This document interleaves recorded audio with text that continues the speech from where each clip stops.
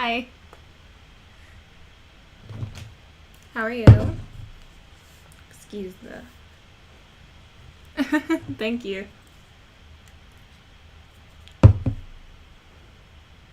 No, this is how I do my hair curly. I do it with perm rods, but I don't do a perm serum or anything. It's just heatless curls. It's just like my normal rollers, just curly curly.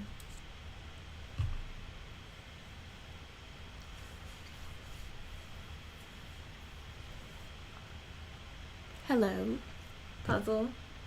How are you?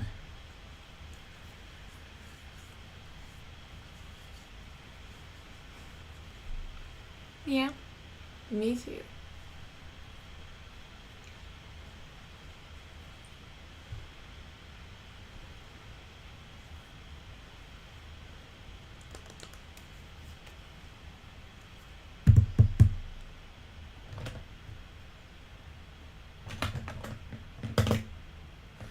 Where did I put?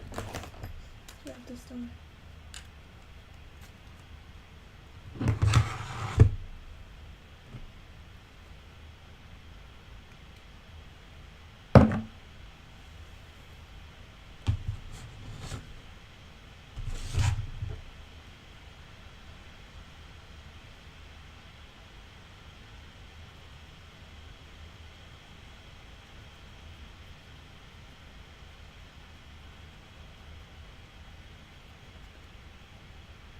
So, how are y'all doing today, Classy and Tony?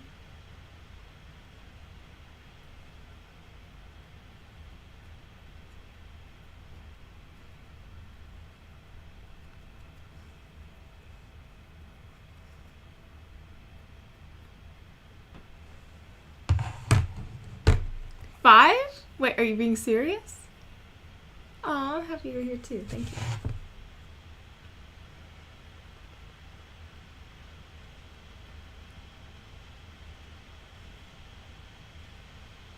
I liked the pose you did on the drawing you sent me earlier. It was really good. It's good that you're pushing into a lot more dynamic poses. I thought that was really nice.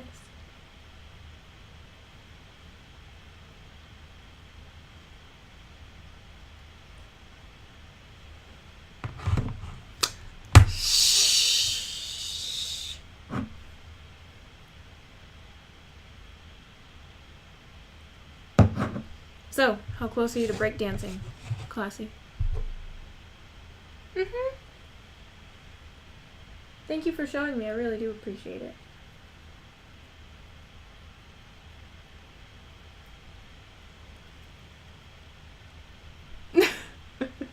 Uh-huh.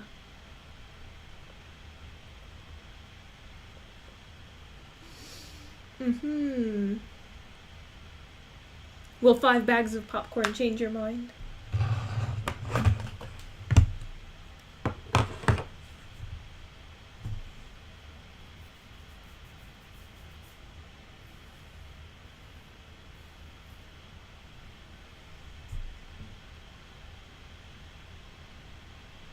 Oh! Really?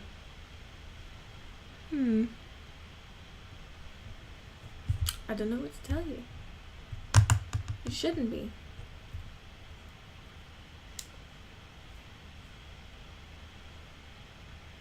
Maybe you're the problem, Classy. Oh, so I was trying out the 99 Days update. There is snow in the forest. And you don't have to go that far to get to it either. Just by the way. And there's an owl now. A snow owl that drops feathers. And you can get gasoline from it. So I thought that was neat. So that way you can keep working the fire and stuff. I thought that was really nice.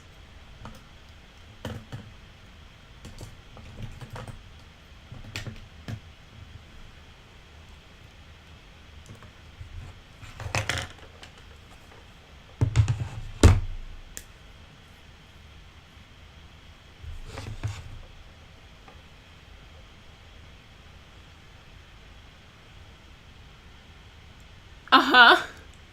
Okay. And?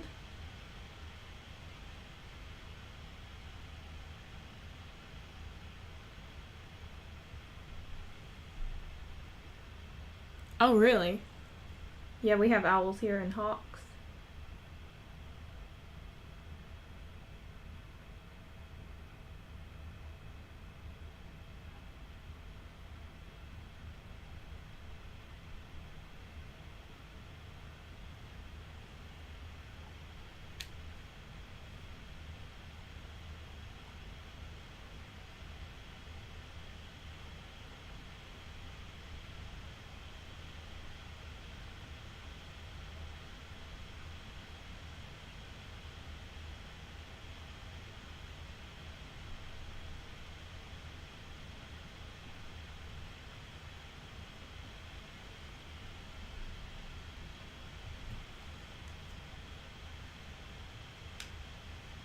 Let me get my phone out real quick.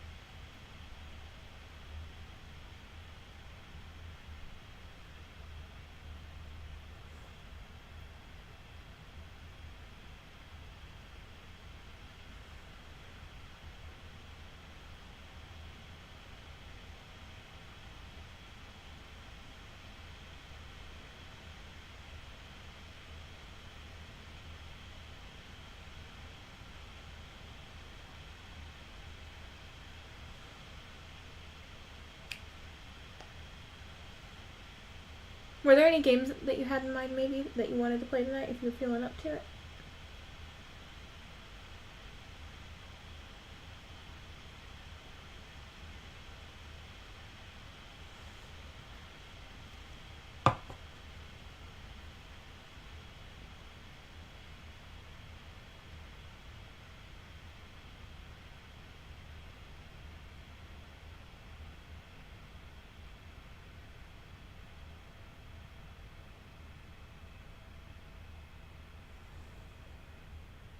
Okay.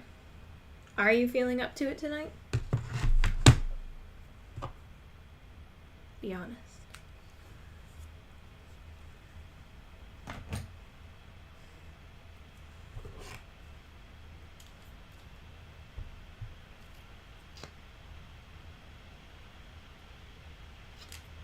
Hmm.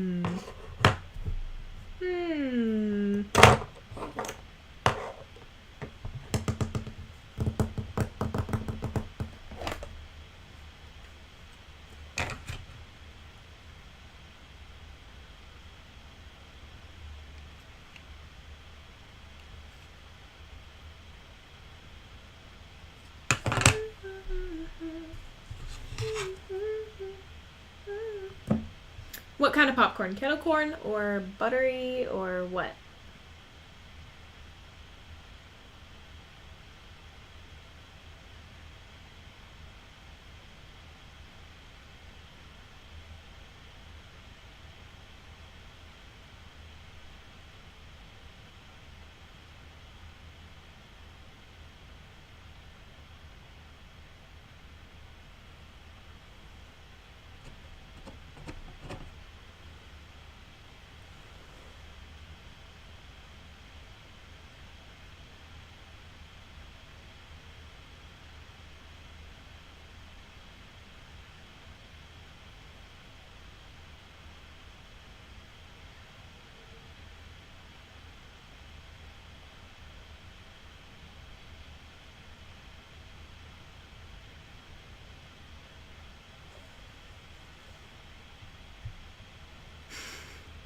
It didn't taste like anything specific?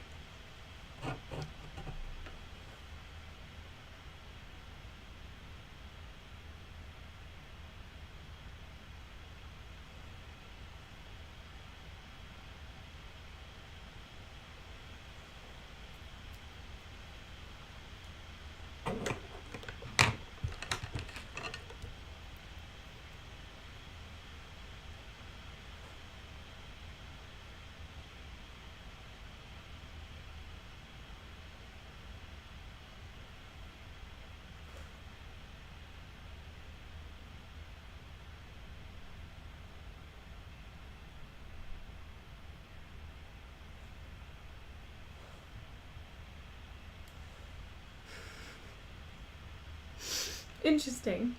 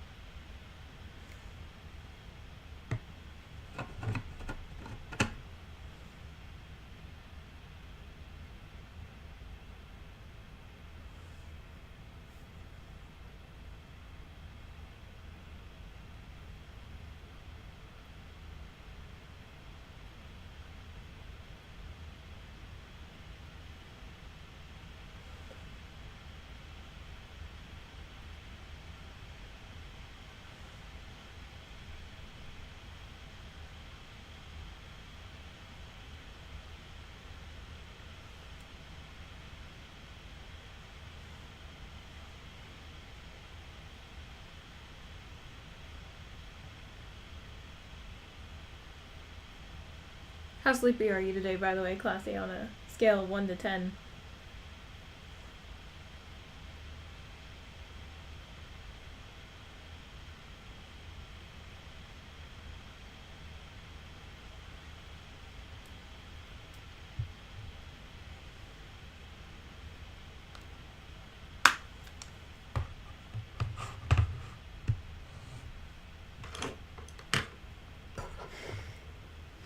Interesting. Okay. Good to know. I knew I needed to ask.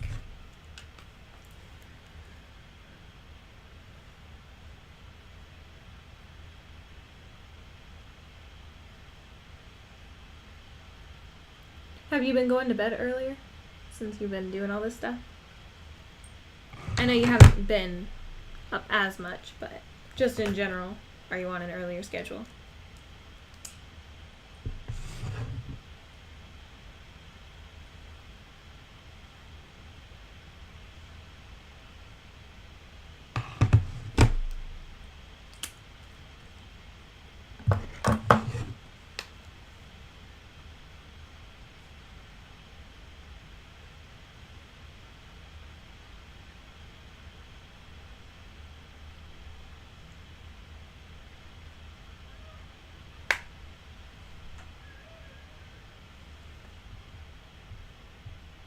Oh, yeah?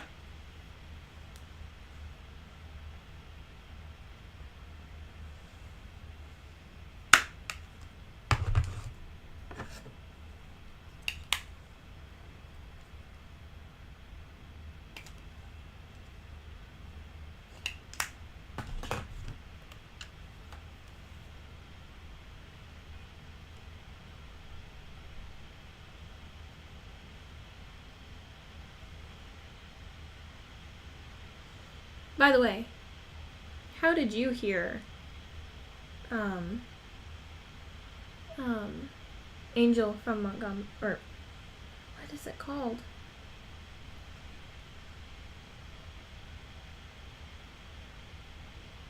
Angel from Montgomery, right?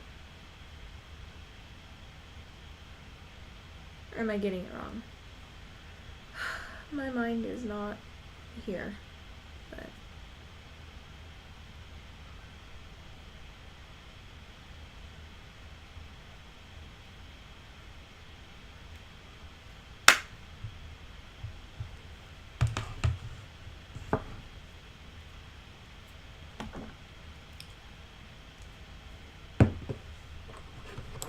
Into the Wild.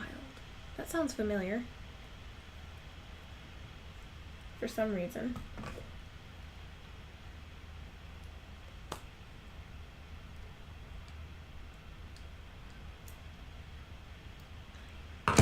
I see.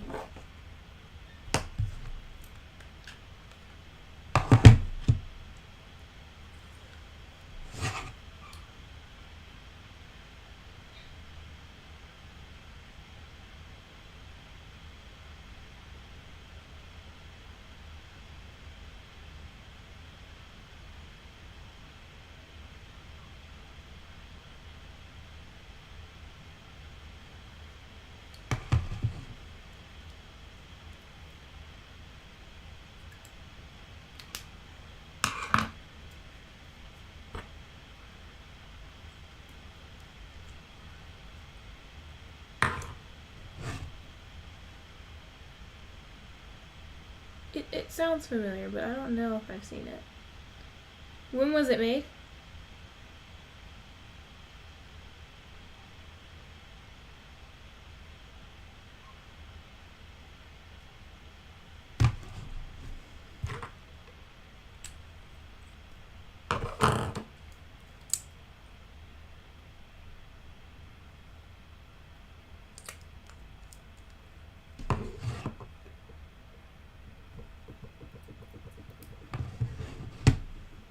Okay, got it.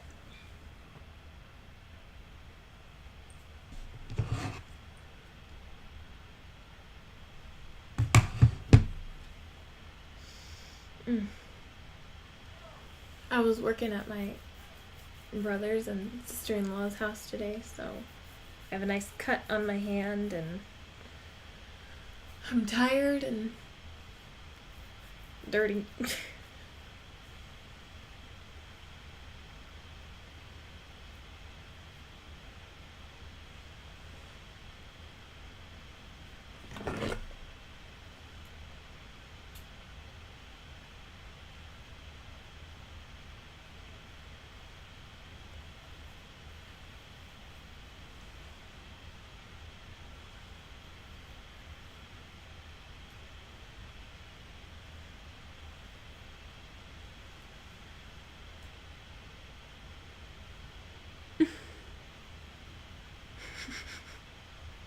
Popcorn is good.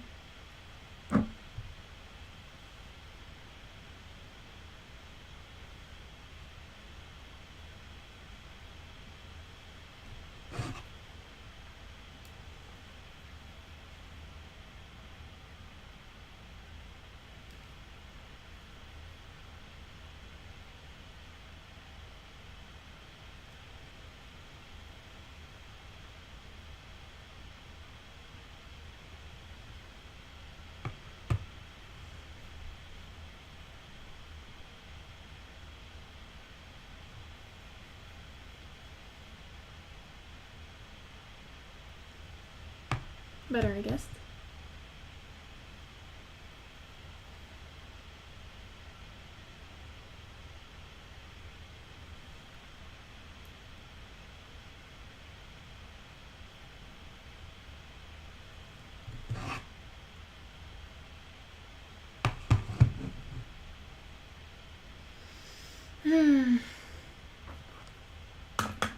I'm so tired.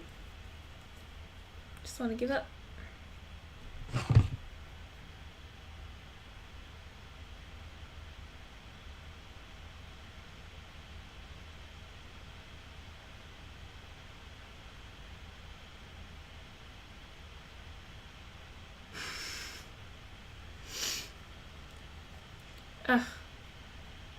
Well, just a side note. Whatever her name is from Twilight, the girl. Me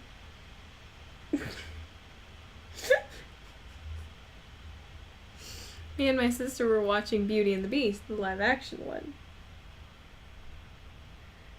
Or my sister asked me to watch it with her. And I was like, oh, the one with Kristen Bell in it? She just looked at me.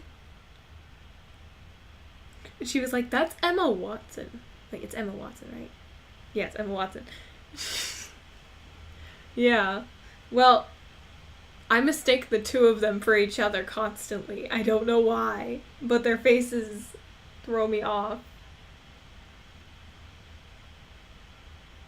And so I was like, oh, the girl from Twilight? And she was like, no.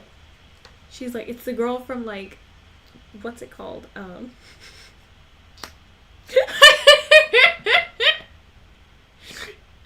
I'm sorry, but they looked alike to me. I don't know. Something about them looks alike. What? I am not.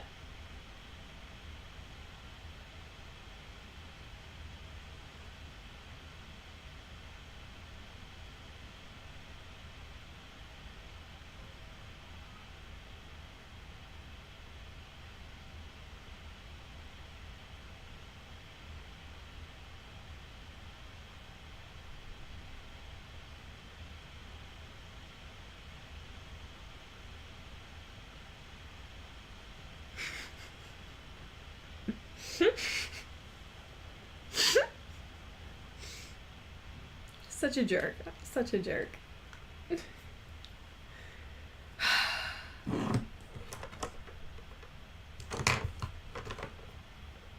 I'm sorry.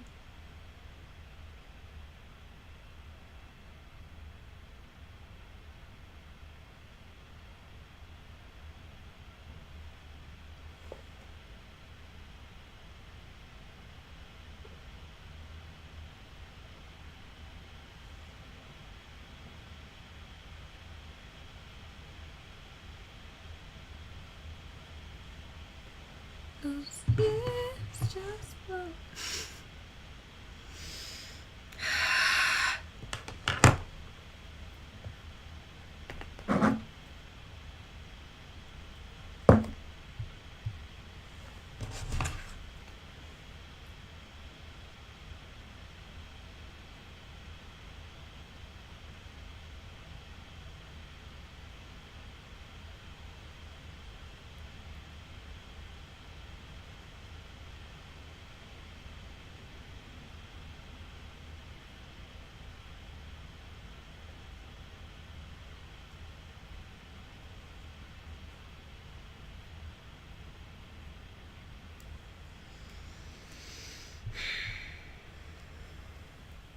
I just...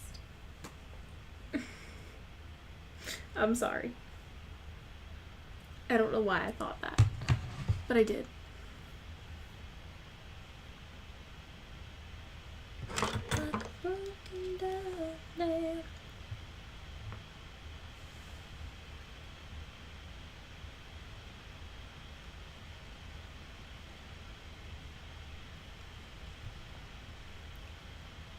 Oh, I guess I got a really big piece out. I think that's gonna work.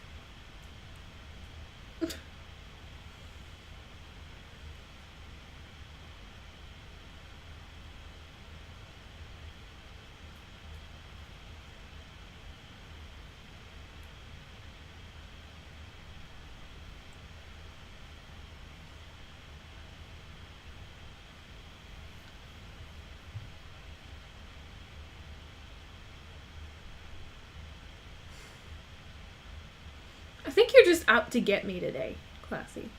I don't know what I did to you, but that popcorn's making you sassy.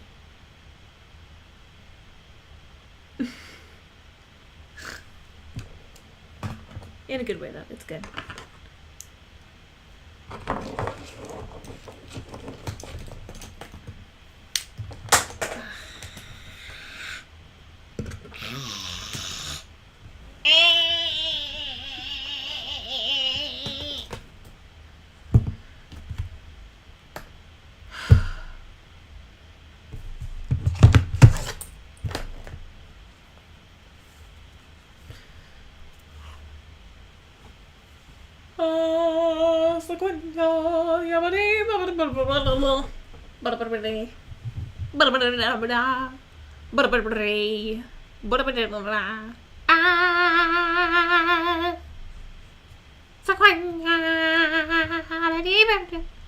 How?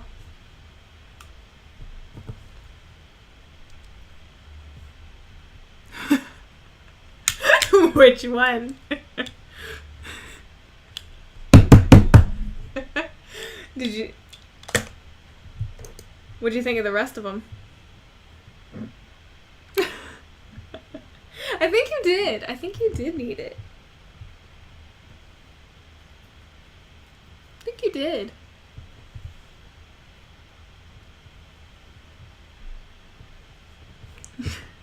I'm surprised the cockroach cookies didn't bother you more. Because those really irked me.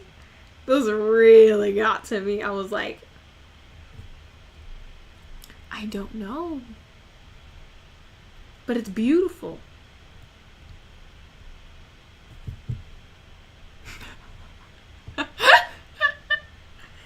The part that really grossed me out was she ate it knowing it looked like that. Like, ew. Ew. Just ew. Like, okay, nasty girl. You do you, boo.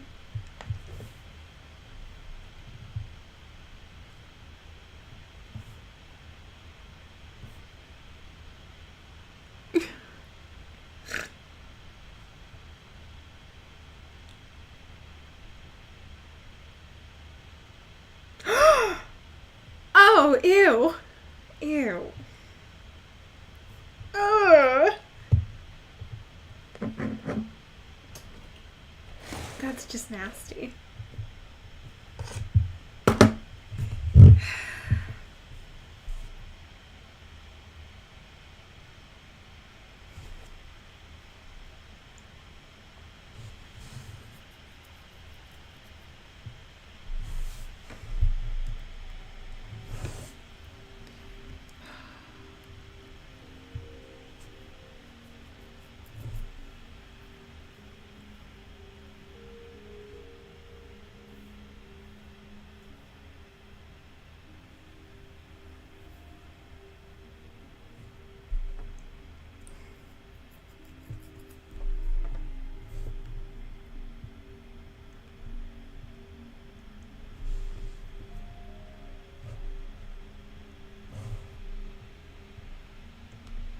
Who wants to make 1,000 days on running mods? Interesting. I doubt it. I doubt that. Ooh, a big group. Group of girls. Come on, girl. Let's do it. Let's do it. Girls. Girls. Yes. Oh, and one dude. Might kick him just for fun. I don't want him there.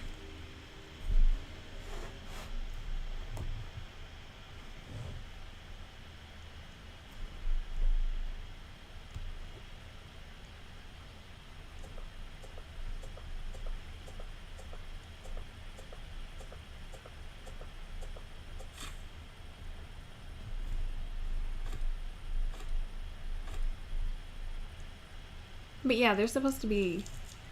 There's a crafting table, there's a few things. I don't know. Sorry, I didn't know if you were going to join, so I just... If you don't want to, you don't have to. If you want to play, then I'll go back. Be honest.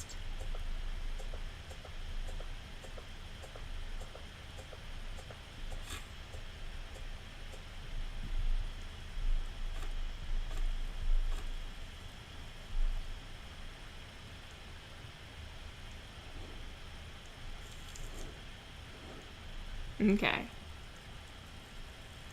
You seem like a watcher today.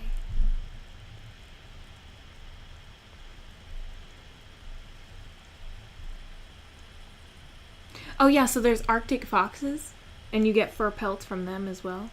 I thought that was interesting. But they attack you, and they can chase you for the longest amount of time. Oh my gosh. What kind of eggs?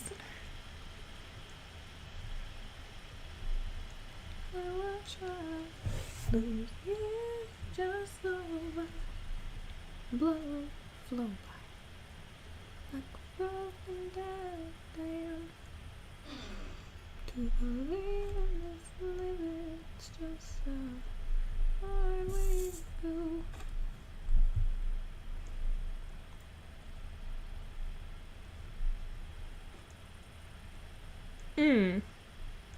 That doesn't sound horrible. Horrible. Doesn't sound completely atrocious. I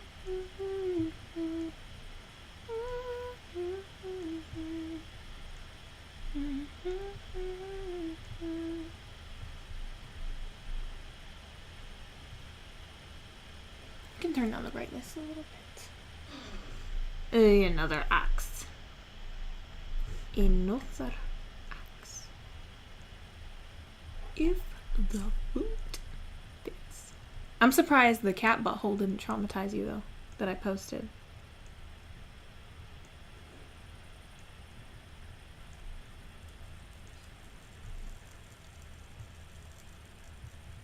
What is Jollibee? I've seen one, but what is it about?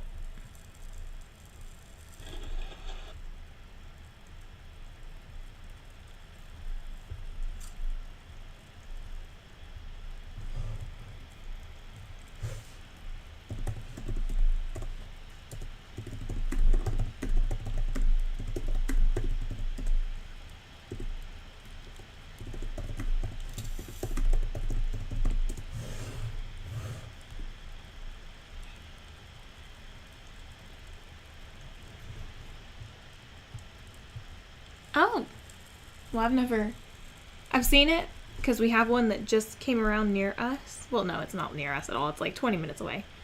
But I've seen it. And I'm like, would that place even be good to try? So I don't know. Good to know, though. Your honest opinion on it.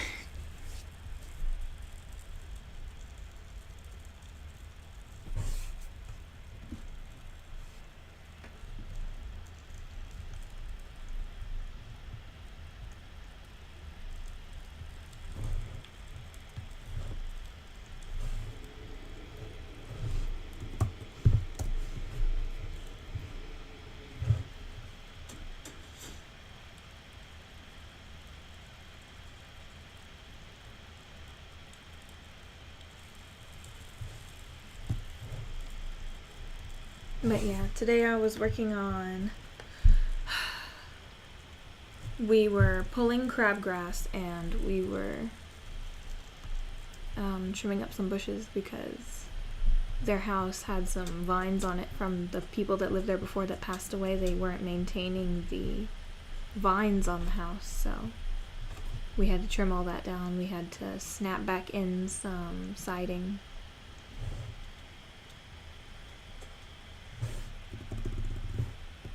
Aww! Hearts Ivy said they like my user. That's sweet. They're nice. Eee!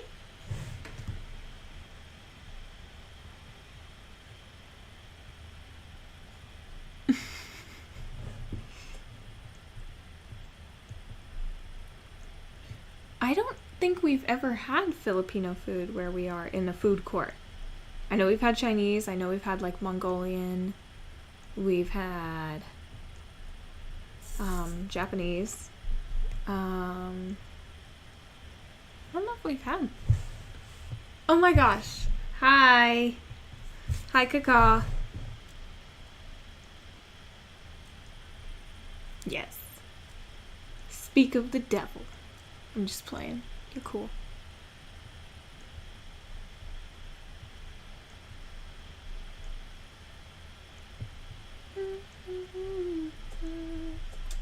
To believe in this living is just a way to go. But I'm going to be reading. I think I have 2 chapters extra left, so I'm going to try and read the 2 of them tonight. Going to try and get the most out of this. Because I keep skimping on y'all.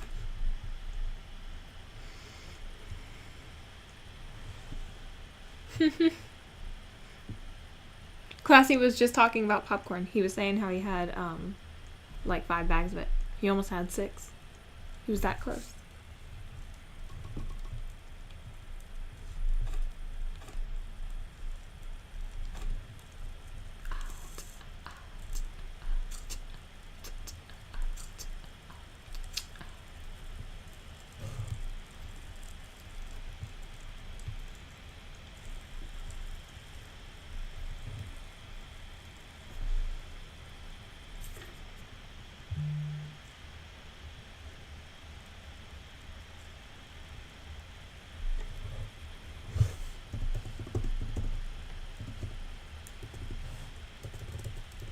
southwest. Southwest.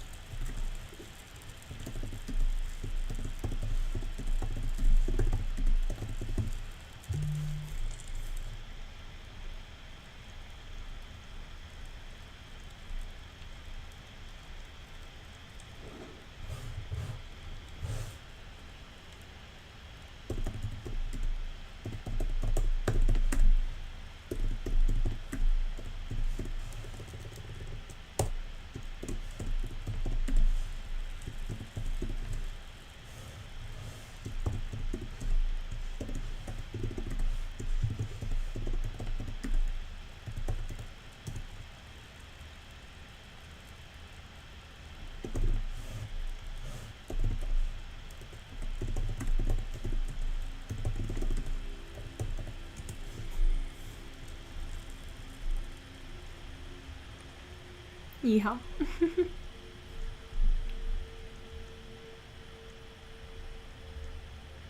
There you go. There's the snow all the way over there.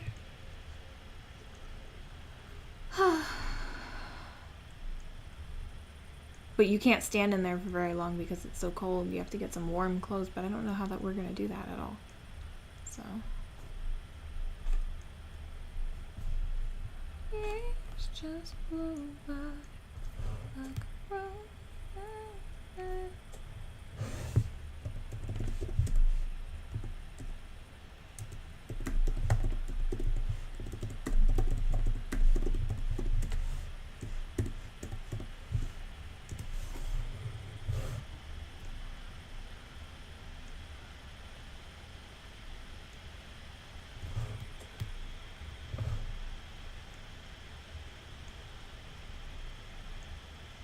How are you, by the way, Kaka?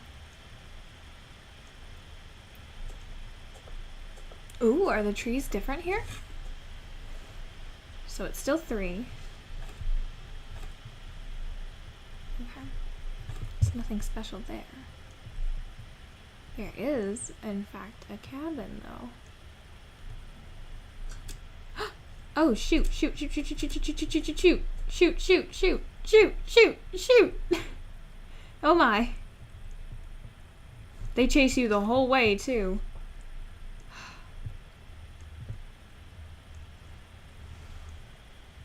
Oh, yeah?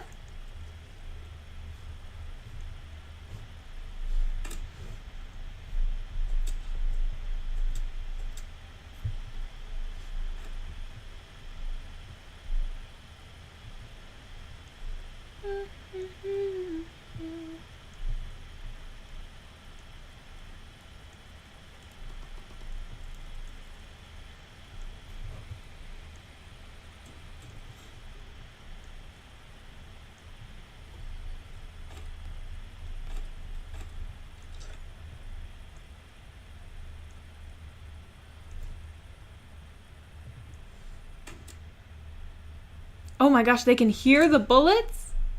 That's so crazy. They jump up onto you. That's so wild.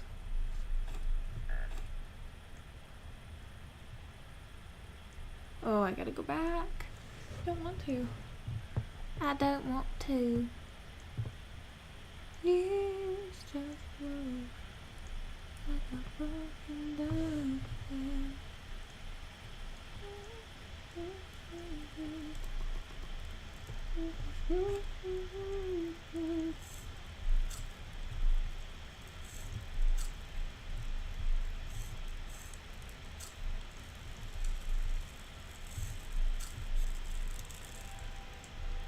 deep in the forest.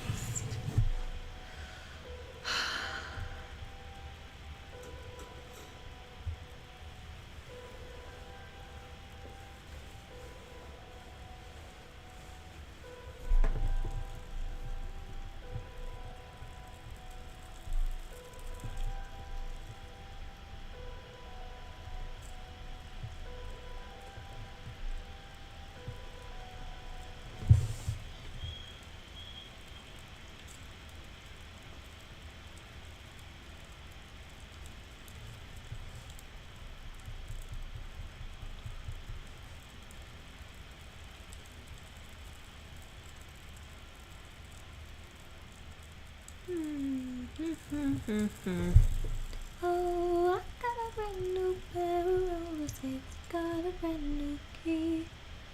Oh, I got a feeling that we're gonna oh, la la la la la la la la la la la la la la.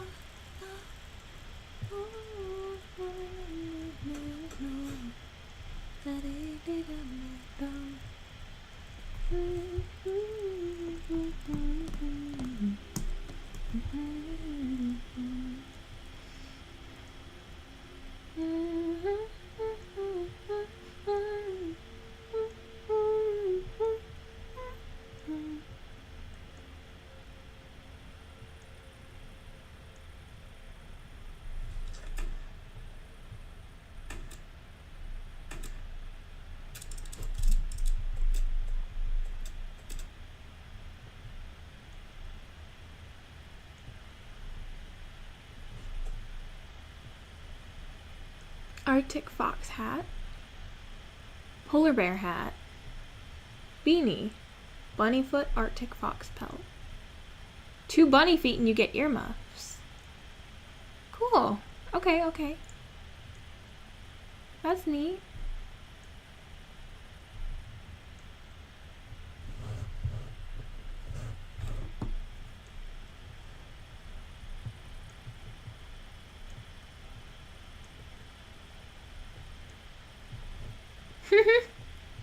I'm glad.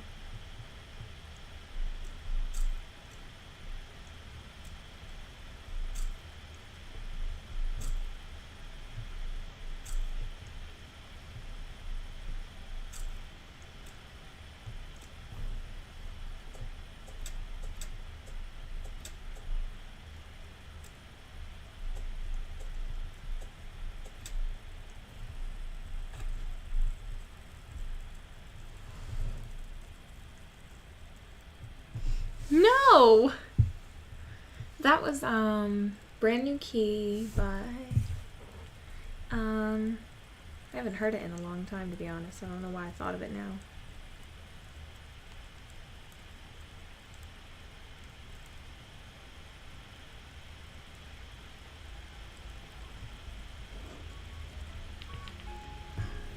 Melanie. I rode my bicycle past your window last night.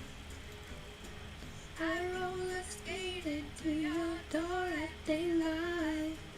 It almost seems like you're avoiding me. I'm okay alone. You got something I need. Oh, okay. Okay. Sorry, I'm tired, so I'm not thinking.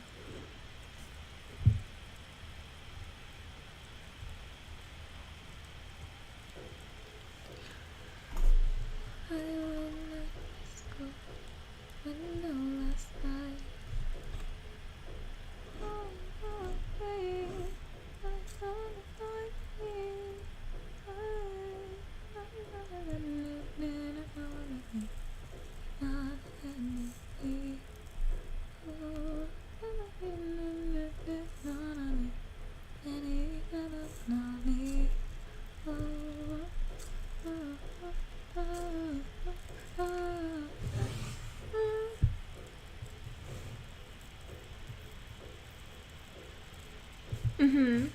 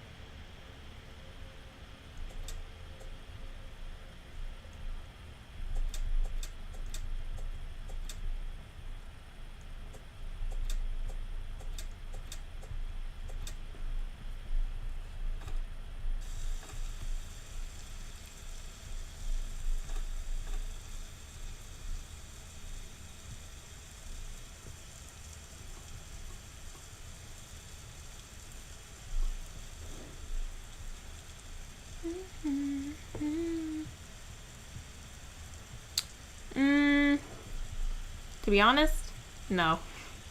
Surprisingly, but no. Actually, most of the people have just been dying. Hi, Kitana. Nice to see you. I don't know why I said it like that. But it's nice to see you. How are you?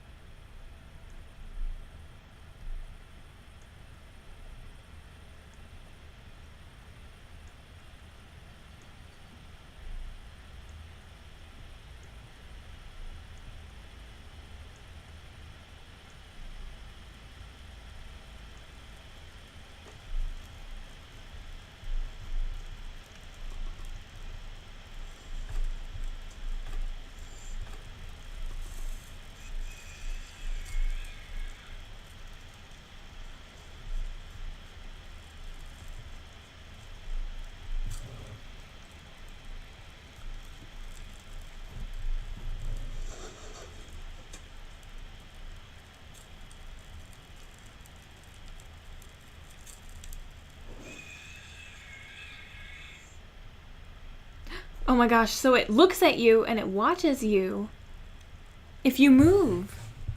Oh my gosh. Aw, that's cool. High school baseball? That's awesome. That sounds like fun.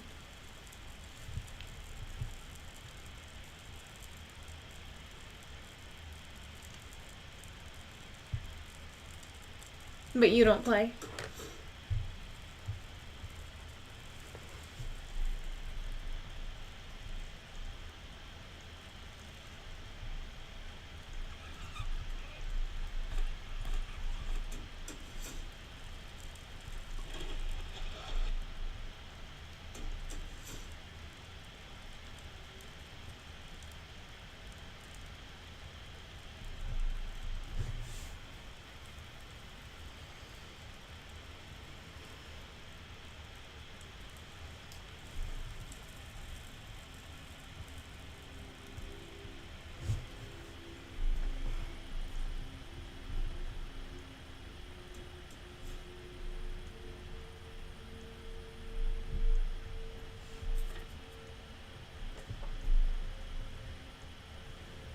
Oh, you did?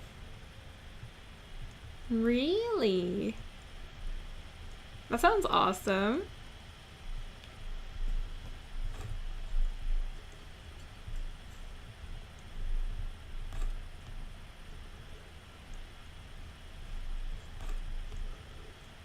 In your own honest personal opinion, do you play well or no?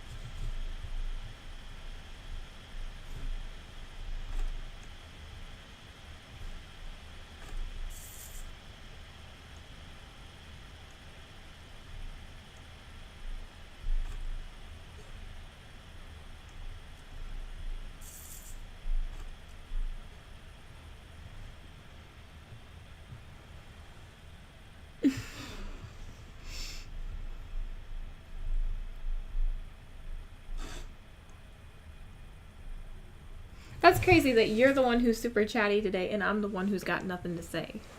Caw.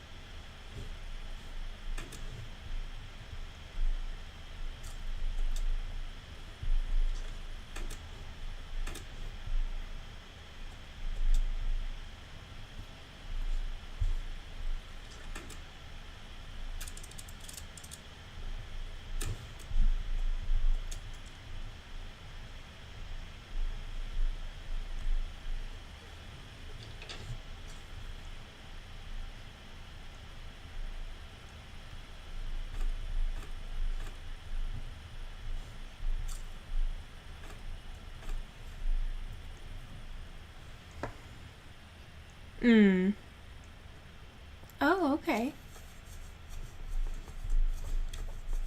No, don't chase me. I don't have the patience. Leave me alone.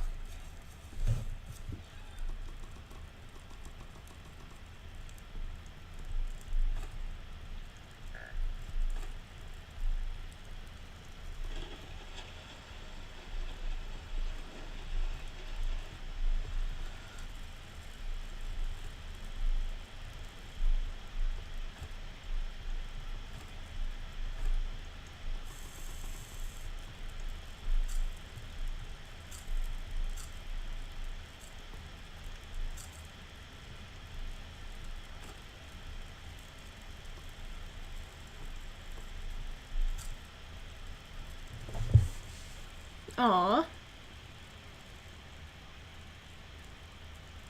Ugh. I understand. That's been me the past couple of days. I had some early morning stuff where I had to be up at like 6:30, and so I was like, I have to stay up. I have to stay up because if I try and fall asleep, I will never get up. So basically, the whole 3 days I probably got after I went home and fell asleep for a little bit, but it was only like 3 or 4 hours. Then I'd sleep like an hour if I had to. So maybe like 5 hours. So more than you, but still I understand. I sympathize.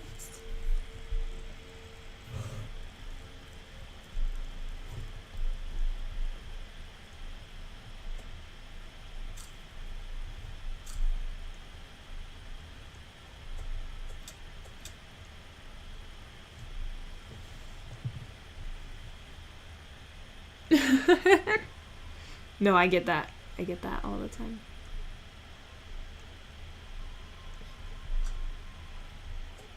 Num, num, num, num, num.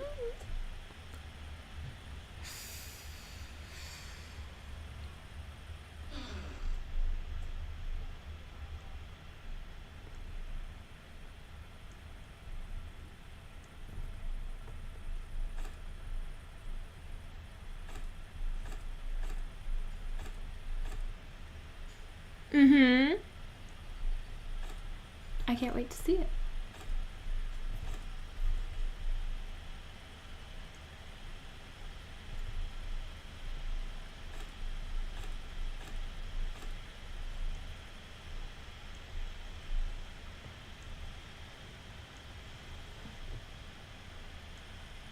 Oh. That sounds fun.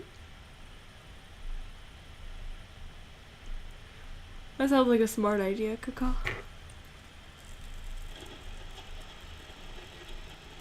Any specific reason why?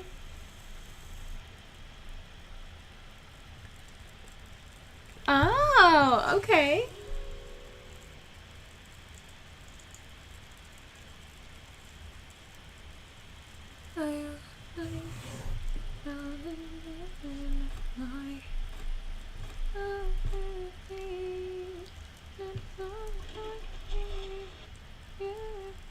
What's up with the stools, my dude? Those will not do anything. What are with the beanbags? The beanbags don't help us, Missy.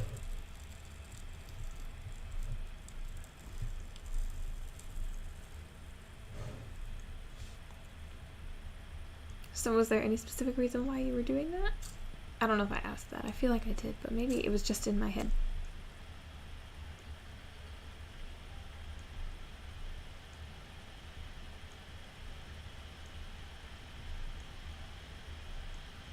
On my way.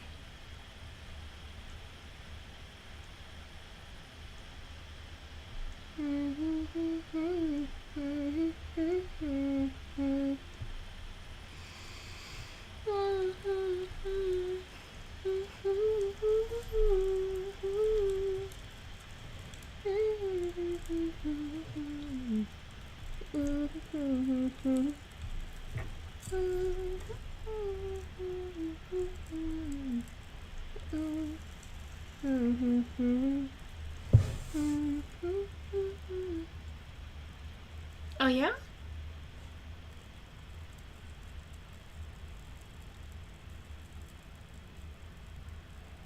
Yes.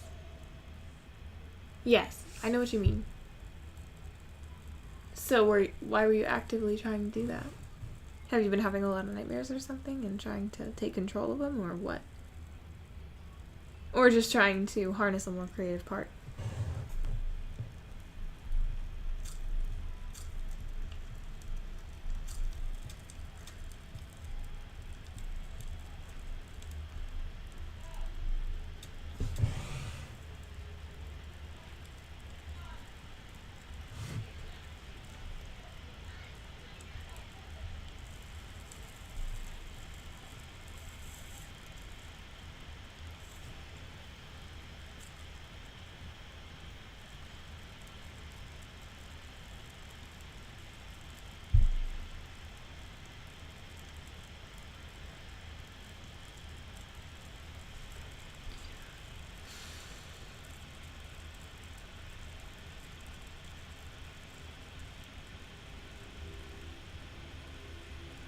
Oh, okay.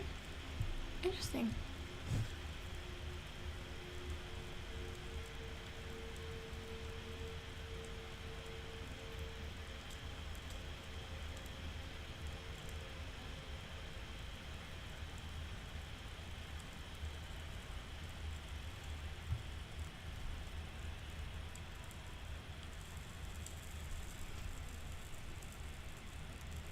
Mm-hmm. It is fun. It is fun when you can. I remember. Obviously, it's not the most creative dream, but I was having this dream where I could be a superhero and I could like choose when I wanted to fly and I could do whatever I wanted and whatever powers I wanted I could harness and do. And I was just and I could make the world around me however I wanted it to be, and it was so much fun. But like, I don't know.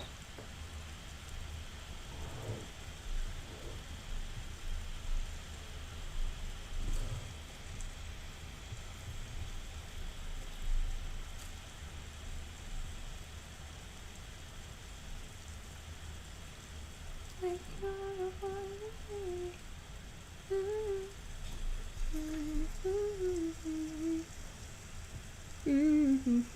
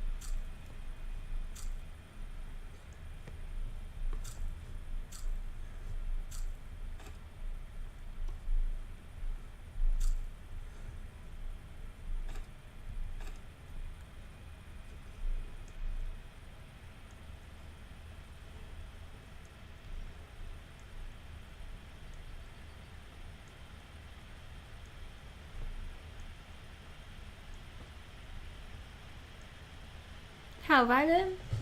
I've been okay. Busy. Very, very busy. More busy than I would like to be.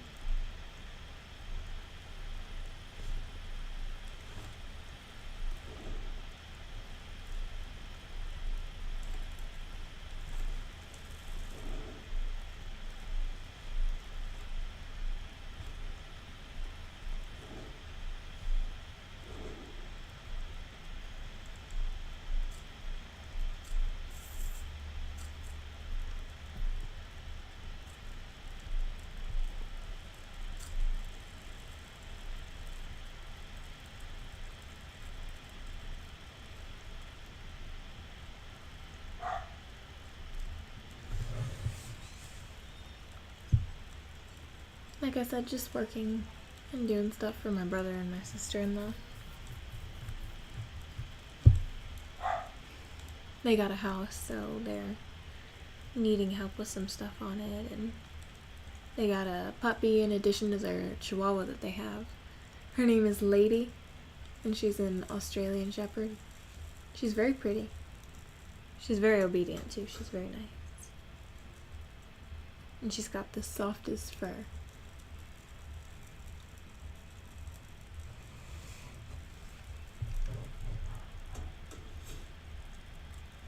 Girl, why are you building all this stuff?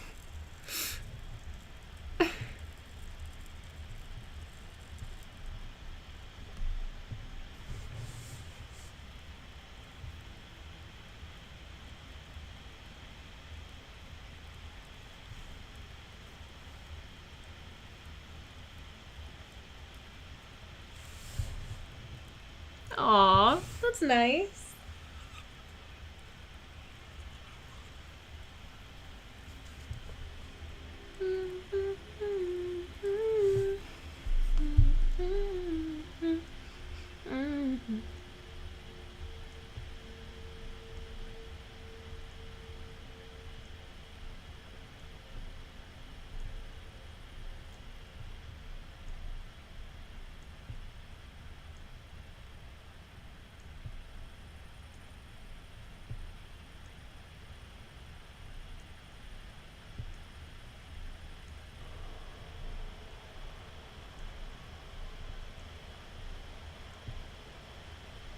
Oh my gosh, a blizzard everywhere? That's insane. That's new though. Fun.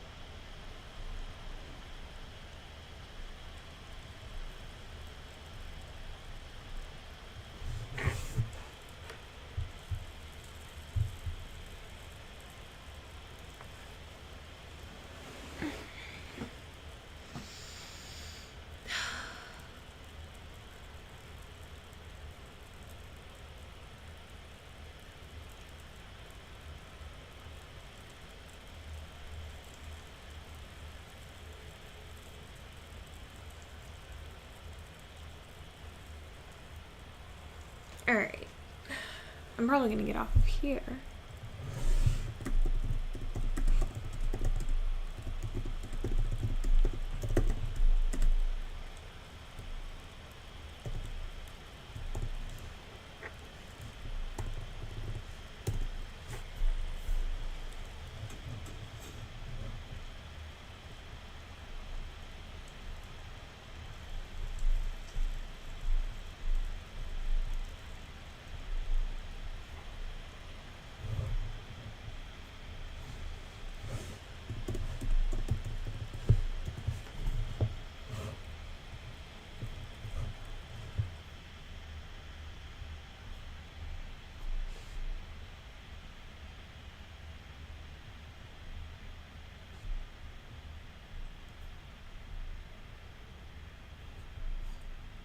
Okay.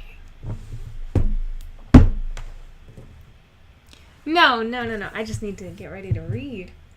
Because I don't have it in me to keep playing that if it's not going anywhere. Oh. It's okay.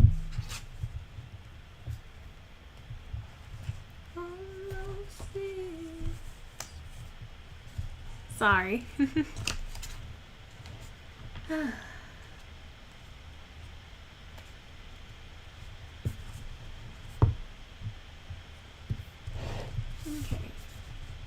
So...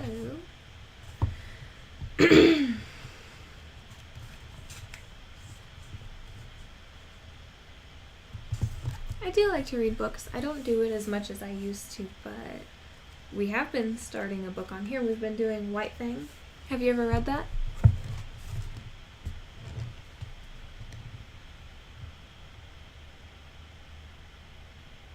Really? Well then. You'll probably be lost for a good bit, but you might get it later on. We'll see, we'll see.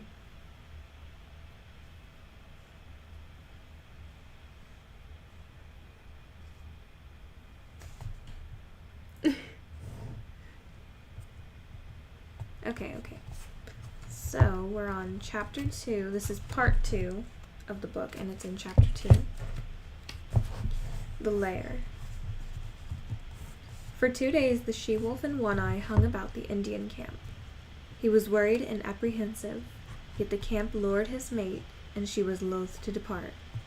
But when, one morning, the air was rent with the report of a rifle close at hand, and a bullet smashed against a tree trunk several inches from One-Eye's head, they hesitated no more, but went off on a long, swinging lope that put quick miles between them and the danger. They did not go far. A couple of days' journey. The she-wolf's need to find the thing for which she searched had now become imperative. She was getting very heavy, and could run, but slowly. Once in the pursuit of a rabbit, which she ordinarily would have caught with ease, she gave over and lay down and rested. One-Eye came to her, but when he touched her neck gently with his muzzle, she snapped at him with such quick fierceness that he tumbled over backward and cut a ridiculous figure in his effort to escape her teeth. Her temper was now shorter than ever, but he had become more patient than ever, and more solicitous. And then she found the thing for which she sought. It was a few miles up a small stream that in the summertime flowed into the Mackenzie, but that then was frozen over and frozen down to its rocky bottom, a dead stream of solid white from source to mouth. The she-wolf was trotting wearily along, her mate well in advance, when she came upon the overhanging, high clay bank. She turned aside and trotted over to it. The wear and tear of spring storms and melting snows had underwashed the bank, and in one place had made a small cave out of a narrow fissure. She paused at the mouth of the cave and looked the wall over carefully. Then, on one side and the other, she ran along the base of the wall to where its abrupt bulk merged from the softer lined landscape. Returning to the cave, she entered its narrow mouth. For a short 3 feet she was compelled to crouch. Then the walls widened and rose higher in a little round chamber nearly 6 feet in diameter. The roof barely cleared her head. It was dry and cozy. She inspected it with painstaking care, while One-Eye, who had returned, stood in the entrance and patiently watched her. Not at all. You can say something, just... I might not always be able to respond, or if I do, it's going to take a second. So just be aware of that. Well, One-Eye, who had returned, stood in the entrance and patiently watched her. She dropped her head, with her nose to the ground and directed toward a point near her closely bunched feet. And around this point, she circled several times. Then, with a tired sigh that was almost a grunt, she curled her body in, relaxed her legs, and dropped down, her head toward the entrance. One-Eye, with pointed, interested ears, laughed at her, and beyond, outlined against the white light, she could see the brush of his tail waving good-naturedly. Her own ears, with a snuggling movement, laid their sharp points backward and down against the head for a moment, while her mouth opened and her tongue lolled peaceably out. And in this way she expressed that she was pleased and satisfied. One-Eye was hungry. Though he lay down in the entrance and slept, His sleep was fitful. He kept awaking and cocking his ears at the bright world without, where the April sun was blazing across the snow. When he dozed, upon his ears would steal the faint whispers of hidden trickles of running water, and he would rouse and listen intently. The sun had come back, and all the awakening Northland world was calling to him. Life was stirring. The feel of spring was in the air, the feel of growing life under the snow, of sap ascending in the trees, of buds bursting the shackles of the forest. He cast anxious glances at his mate, but she showed no desire to get up. He looked outside, and half a dozen snowbirds fluttered across his field of vision. He started to get up, then looked back to his mate again, and settled down and dozed. A shrill and minute singing stole upon his hearing. Once and twice, he sleepily brushed his nose with his paw. Then he woke up. There, buzzing in the air at the tip of his nose, was a lone mosquito. It was a full-grown mosquito, one that had lain frozen in a dry log all winter, and that had now been thawed out by the sun. He could resist the call of the world no longer. Besides, he was hungry. He crawled over to his mate and tried to persuade her to get up, but she only snarled at him, and he walked out alone into the bright sunshine to find the snow surface soft underfoot, and the traveling difficult. He went up the frozen bed of the stream where the snow, shaded by the trees, was yet hard and crystalline. He was gone 8 hours, and he came back through the darkness hungrier than when he had started. He had found game, but he had not caught it. He had broken through the melting snow crust and wallowed, while the snowshoe rabbits had skimmed along on top, lightly as ever. He paused at the mouth of the cave with a sudden shock of suspicion. Faint, strange noises came from within. They were sounds not made by his mate, and yet they were remotely familiar. He bellied cautiously inside and was met by a warning snarl from the she-wolf. This he received without perturbation, though he obeyed it by keeping his distance. But he remained interested in the other sounds, faint, muffled sobbings and slubberings. His mate warned him irritably away, and he curled up and slept in the entrance. When morning came and a dim light pervaded the lair, he again sought after the source of the remotely familiar sounds. There was a new note in his mate's warning snarl. It was a jealous note, and he was very careful in keeping a respectful distance. Nevertheless, he made out, sheltering between her legs against the length of her body, sheltering between her legs against the length of her body, 5 strange little bundles of life, very feeble, very helpless, making tiny whimpering noises, with eyes that did not open to the light. He was surprised.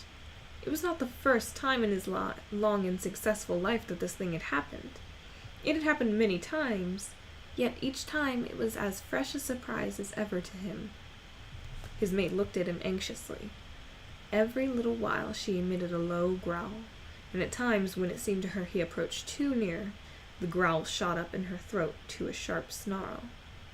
Of her own experience she had no memory of the thing happening, but in her instinct, which was the experience of all the mothers of wolves, there lurked a memory of fathers that had eaten their newborn and helpless progeny. It manifested itself as a fear strong within her, that made her prevent One Eye from more closely inspecting the cubs he had fathered. But there was no danger. Old One Eye was feeling the urge of an impulse that was, in turn, an instinct that had come down to him from all the fathers of wolves. He did not question it, nor puzzle over it. It was there, in the fiber of his being, and it was the most natural thing in the world that he should obey it by turning his back on his newborn family, and by trotting out and away on the meat trail whereby he lived.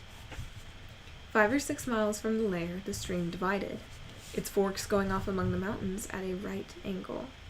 Here, leading up the left fork, he came upon a fresh track. He smelled it, and found it so recent that he crouched swiftly, and looked in the direction in which it disappeared. Then he turned deliberately and took the right fork. The footprint was much larger than the one his own feet made, and he knew that in the wake of such a trail there was little meat for him. Half a mile up the right fork, his quick ears caught the sound of gnawing teeth. He stalked to the quarry and found it to be a porcupine, standing upright against a tree and trying his teeth on the bark. One Eye approached carefully but hopelessly. He knew the breed, though he never met it so far north before, and never in his long life had porcupine served him for a meal. But he had long since learned that there was such a thing as chance or opportunity, and he continued to draw near. There was never any telling what might happen, for with live things, events were somehow always happening differently. The porcupine rolled itself into a ball, radiating long, sharp needles in all directions that defied attack. In his youth, One Eye had once sniffed too near a similar, apparently inert ball of quills, and had the tail flick out suddenly in his face. One quill he had carried away in his muzzle, where it had remained for weeks, a rankling flame, until it finally worked out. So he lay down in a comfortable crouching position, his nose fully a foot away and out of the line of the tail. Thus he waited, keeping perfectly quiet. There was no telling. Something might happen. The porcupine might unroll. There might be opportunity for a deft and ripping thrust of paw into the tender, unguarded belly. But at the end of half an hour he arose, growled wrathfully at the motionless ball, and trotted on. He had waited too often and futilely in the past for porcupines to unroll, to waste any more time. He continued up the right fork. The day wore along, and nothing rewarded his hunt. The urge of his awakened instinct of fatherhood was strong upon him. He must find meat. In the afternoon he blundered upon a ptarmigan, or ptarmigan. He came out of a thicket and found himself face to face with the slow-witted bird. It was sitting on a log, not a foot beyond the end of his nose. Each saw the other. The bird made a startled rise, but he struck it with his paw and smashed it down to earth, then pounced upon it and caught it in his teeth as it scuttled across the snow, trying to rise in the air again. As his teeth crunched through the tender flesh and fragile bones, he began naturally to eat. Then he remembered, and turning on the back track, started for home, carrying the ptarmigan in his mouth. A mile above the forks, running velvet-footed as was his custom, a gliding shadow that cautiously prospected each new vista of the trail. He came upon later imprints of the large tracks he had discovered in the early morning. As the track led his way, he followed, prepared to meet the maker of it at every turn of the stream. He slid his head around a corner of rock, where began an unusually large bend in the stream, and his quick eyes made out something that sent him crouching swiftly down. It was the maker of the track, a large female lynx. She was crouching as he had crouched once that day, in front of her the tight rolled ball of quills. If he had been a gliding shadow before, he now became the ghost of such a shadow, as he crept and circled around, and came up well to leeward of the silent, motionless pair. He lay down in the snow, depositing the ptarmigan beside him, and with eyes peering through the needles of a low, growling spruce, he watched the play of life before him. The waiting lynx and the waiting porcupine, each intent on life. And, such was the curiousness of the game, the way of life for one lay in the eating of the other, and the way of life for the other lay in being not eaten. While old One Eye, the wolf, crouching in the covert, played his part too in the game, waiting for some strange freak of chance that might help him on the meat trail, which was his way of life.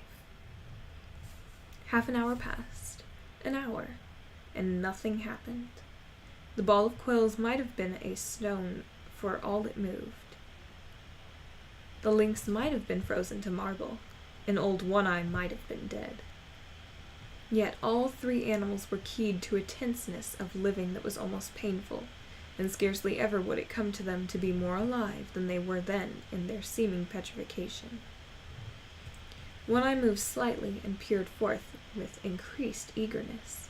Something was happening. The porcupine had at last decided that its enemy had gone away. Slowly, cautiously, it was unrolling its ball of impregnable armor. It was agitated by no tremor of anticipation. Slowly, slowly, the bristling ball straightened out and lengthened.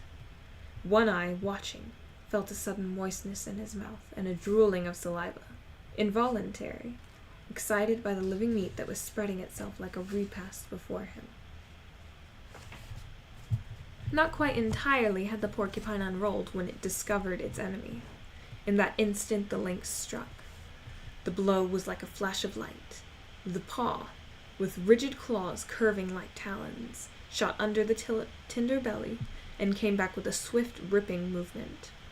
Had the porcupine been entirely unrolled, or had it not discovered its enemy a fraction of a second before the blow was struck, the paw would have escaped unscathed.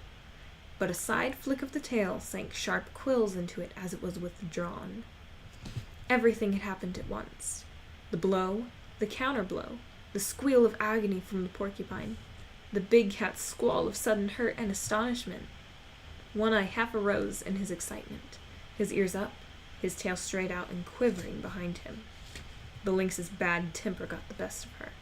She sprang savagely at the thing that had hurt her, but the porcupine, squealing and grunting, with disrupted anatomy, trying feebly to roll up in its ball protection, flicked out its tail again, and again the big cat squalled with hurt and astonishment. Then she fell to backing away and sneezing, her nose bristling with quills like a monstrous pincushion. She brushed her nose with her paws, trying to dislodge the fiery darts, thrust it into the snow, and rubbed it against twigs and branches, all the time leaping about, ahead, sideways, up and down, in a frenzy of pain and fright. She sneezed continually, and her snub of a tail was doing its best toward lashing about by giving quick, violent jerks. She quit her antics and quieted down for a long minute. One Eye watched, and even he could not repress a start and an involuntary bristling of hair along his back when she suddenly leaped, without warning, straight into the air, at the same time emitting a long and most terrible squall. Then she sprang away, up the trail, squalling with every leap she made. It was not until her racket had faded away in the distance and died out that One Eye ventured forth. He walked as delicately as through all the snow were carpeted with porcupine quills, erect, and ready to pierce the soft pads of his feet.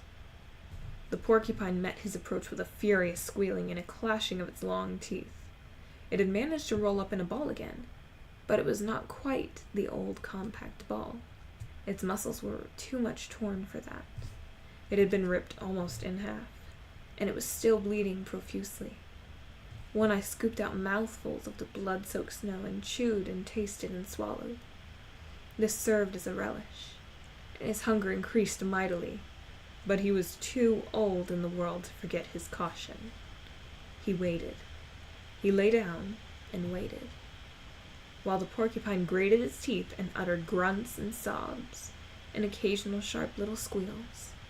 In a little while, One Eye noticed that the quills were drooping, and that a great quivering had set up. The quivering came to an end suddenly. There was a final defiant clash of the long teeth. Then all the quills drooped quite down, and the body relaxed and moved no more.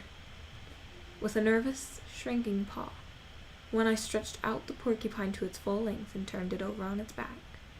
Nothing had happened. It was surely dead. He studied it intently for a moment, then took a careful grip with his teeth and started off down the stream, partly carrying, partly dragging the porcupine, with head turned to the side so as to avoid stepping on the prickly mass. He recollected something, dropped the burden, and trotted back to where he had left the ptarmigan. He did not hesitate a moment. He knew clearly what was to be done, and this he did by promptly eating the ptarmigan. Then he returned and took up his burden. When he dragged the result of his day's hunt into the cave, the she-wolf inspected it, turned her muzzle to him and lightly licked him on the neck. But the next instant she was warning him away from the cubs with a snarl that was less harsh than usual, and that was more apologetic than menacing. Her instinctive fear of the father of her progeny was toning down. He was behaving as a wolf father should, and manifesting no unholy desire to devour the young lives she had brought into the world. Chapter 3. The Grey Cub. He was different from his brothers and sisters. Their hair already betrayed the reddish hue inherited from their mother, the she-wolf, while he alone, in this particular, took after his father. He was the one little gray cub of the litter. He had bred true to the straight wolf stock. In fact, he had bred true, physically, to old One-Eye himself, with but a single exception, and that was that he had 2 eyes to his father's 1. The gray cub's eyes had not been opened long, yet he could see with steady clearness, and while his eyes were still closed, he had felt, tasted, and smelled. He knew his 2 brothers and his 2 sisters very well. He had begun to romp with them in a feeble, awkward way, and even to squabble, his little throat vibrating with a queer, rasping voice, the forerunner of the growl, as he worked himself into a passion. And long before his eyes had opened, he had learned by touch, taste, and smell to know his mother, a fount of warmth and liquid food and tenderness. She possessed a gentle, caressing tongue that soothed him when it passed over his soft little body, and that impelled him to snuggle close against her and to doze off to sleep. Most of the first month of his life had been passed thus in sleeping, but now he could see quite well, for he stayed awake for longer periods of time, and he was coming to learn his world quite well. His world was gloomy, but he did not know that, for he knew no other world. It was dim-lighted, but his eyes had never had to adjust themselves to any other light. His world was very small. Its limits were the walls of the lair, but as he had no knowledge of the wide world outside, he was never oppressed by the narrow confines of his existence. But he had early discovered that one wall of his world was different from the rest. This was the mouth of the cave and the source of light. He had discovered that it was different from the other walls long before he had any thoughts of his own, any conscious volitions. It had been an irresistible attraction before ever his eyes opened and looked upon it. The light from it had beat upon his sealed lids, and the eyes and the optic nerves had pulsated to little spark-like flashes, warm-colored and strangely pleasing, the life of his body and of every fiber of his body. The life that was the very substance of his body and that was apart from his own personal life had yearned toward this light and urged his body toward it in the same way that the cunning chemistry of a plant urges it toward the sun. Always, in the beginning, before his conscious life dawned, he had crawled toward the mouth of the cave, and in this his brothers and sisters were one with him.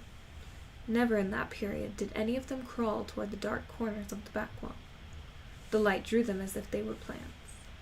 The chemistry of the life that composed them demanded the light as a necessity of being, and their little puppet bodies crawled blindly and chemically, like the tendrils of a vine. Later on, when each developed individuality and became personally conscious of impulsions and desires, the attraction of the light increased. They were always crawling and sprawling toward it, and being driven back from it by their mother. It was in this way that the gray cub learned other attributes of his mother than the soft, soothing tongue. In his insistent crawling towards the light, he discovered that in her a nose that with a sharp nudge administered rebuke, and later a paw that crushed him down or rolled him over with a swift, calculating stroke. Thus, he learned hurt, and on top of it, he learned to avoid hurt. First, by not incurring the risk of it, and second, when he had incurred the risk, by dodging and by retreating. These were conscious actions, and were the result of his first generalizations upon the world. Before that, he had recoiled automatically from hurt, as he had crawled automatically toward the light.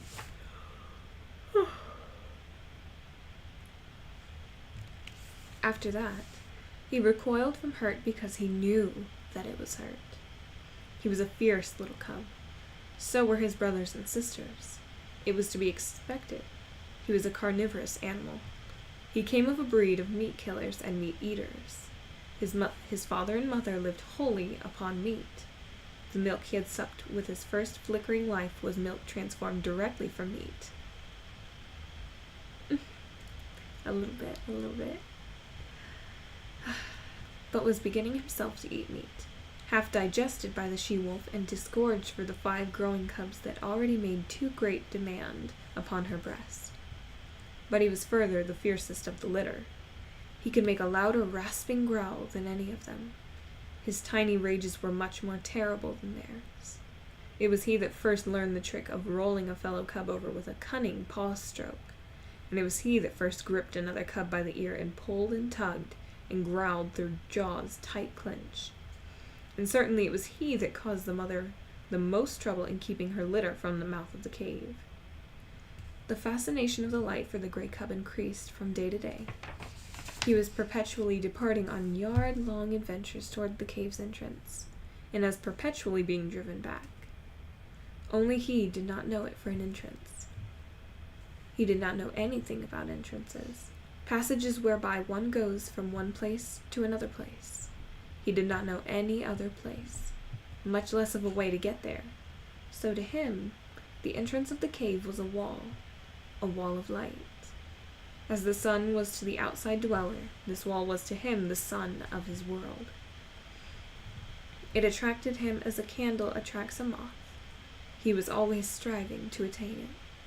The life that was so swiftly expanding within him urged him continually toward the wall of light. The life that was within him knew that it was the way out, the way he was predestined to tread. But he himself did not know anything about it. He did not know there was any outside at all. White Fang by Jack London. There was one strange thing about this wall of light. His father, he had already come to recognize his father as the one other dweller in the world, a creature like his mother, who slept near the light and was a bringer of meat. His father had a way of walking right into the white far wall and disappearing. The gray cub did not understand this.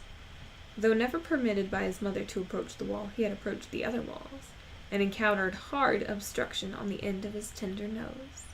This hurt, and after several such adventures he left the walls alone. Without thinking about it, he accepted this disappearing into the wall as a peculiarity of his father, as milk and half-digested meat were peculiarities of his mother. In fact, the great cub was not given to thinking, at least to the kind of thinking customary of men. His brain worked in dim ways, yet his conclusions were as sharp and distinct as those achieved by men. He had a method of accepting things, without questioning the why and wherefore. In reality, this was the act of classification. He was never disturbed over why a thing happened. How it happened was sufficient for him. Thus, when he bumped his nose on the back wall a few times, he accepted that he would not disappear into walls, in the same way he accepted that his father could disappear into walls. But he was not in the least disturbed by desire to find out the reason for the difference between his father and himself. Logic and physics were no part of his mental makeup. Like most creatures of the wild, he early experienced famine. There came a time when not only did the meat supply cease, but the milk no longer came from his mother's breast. At first, the cubs whimpered and cried, but for the most part, they slept. It was not long before they were reduced to a coma of hunger. There were no more spats and squabbles, no more tiny rages nor attempts at growling, while the adventures toward the far white wall ceased altogether. The cubs slept, while the life that was in them flickered and died down. One Eye was desperate. He ranged far and wide, and slept but little in the lair that had now become cheerless and miserable. The she-wolf, too, left her litter and went out in search of meat. In the first days after the birth of the cubs, One Eye had journeyed several times back to the Indian camp and robbed the rabbit snares. But, with the melting of the snow and the opening of the streams, the Indian camp had moved away, and that source of supply was closed to him. When the gray cub came back to life and again took interest in the far white wall, he found that the population of his world had been reduced. Only one sister remained to him. The rest were gone. As he grew stronger, he found himself compelled to play alone, for the sister no longer lifted her head nor moved about. His little body rounded out with meat he now ate, but the food had come too late for her. She slept continuously, a tiny skeleton flung round with skin in which the flame flickered lower and lower, and at last went out. Yes, sir. Then there came a time when the gray cub no longer saw his father appearing and disappearing in the wall, nor lying down asleep in the entrance. This had happened at the end of a second in less severe famine. The she-wolf knew why One Eye never came back, but there was no way by which she could tell what she had seen to the gray cub. Hunting herself for meat, up the left fork of a stream where lived the lynx, she had followed a day-old trail of One Eye, and she had found him, or what remained of him, at the end of the trail. There were many signs of the battle that had been fought, and of the lynx's withdrawal to her lair, after having won the victory. Before she went away, the she-wolf had found this lair, but the signs told her that the lynx was inside, and she had not dared to venture in.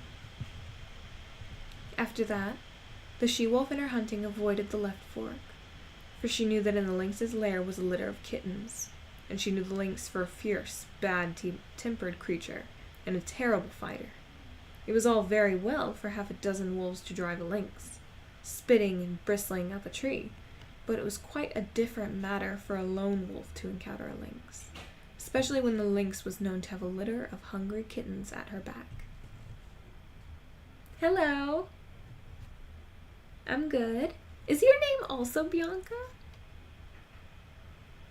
Or is it just your user? I'm good. How are you, by the way? Sorry.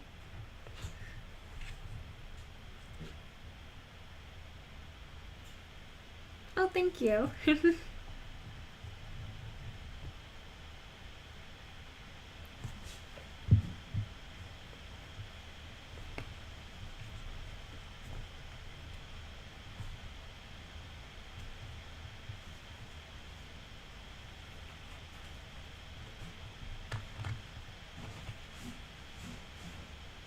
VR chat?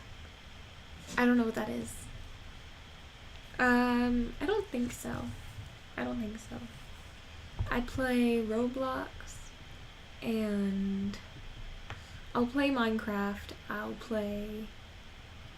don't really play anything else as of yet, but I am planning on playing Ark in the future, but that's later on. Yes and no. Hold on. Sorry. So I like VTubers in general. I like the art style. I like the concept of it, but I'm not involved in it, if that's what you're asking.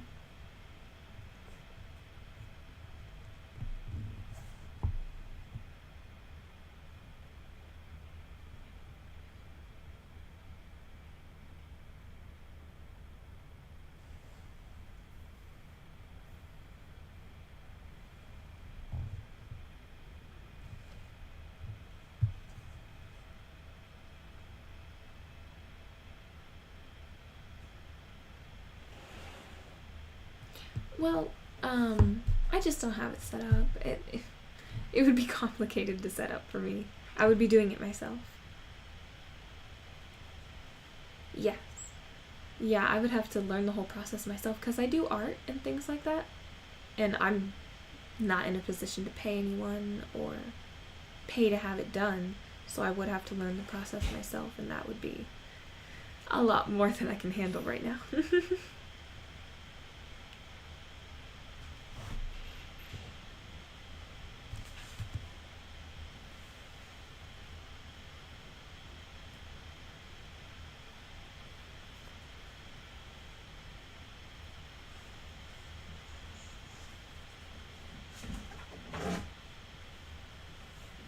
Well,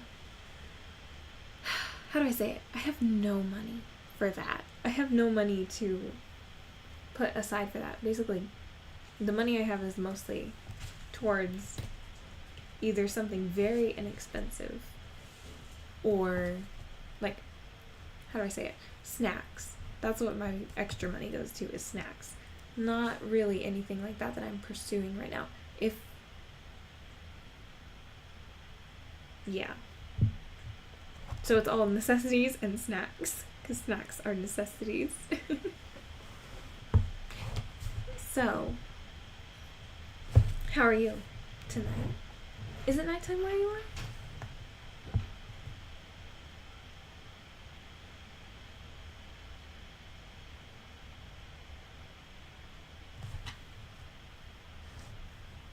Okay.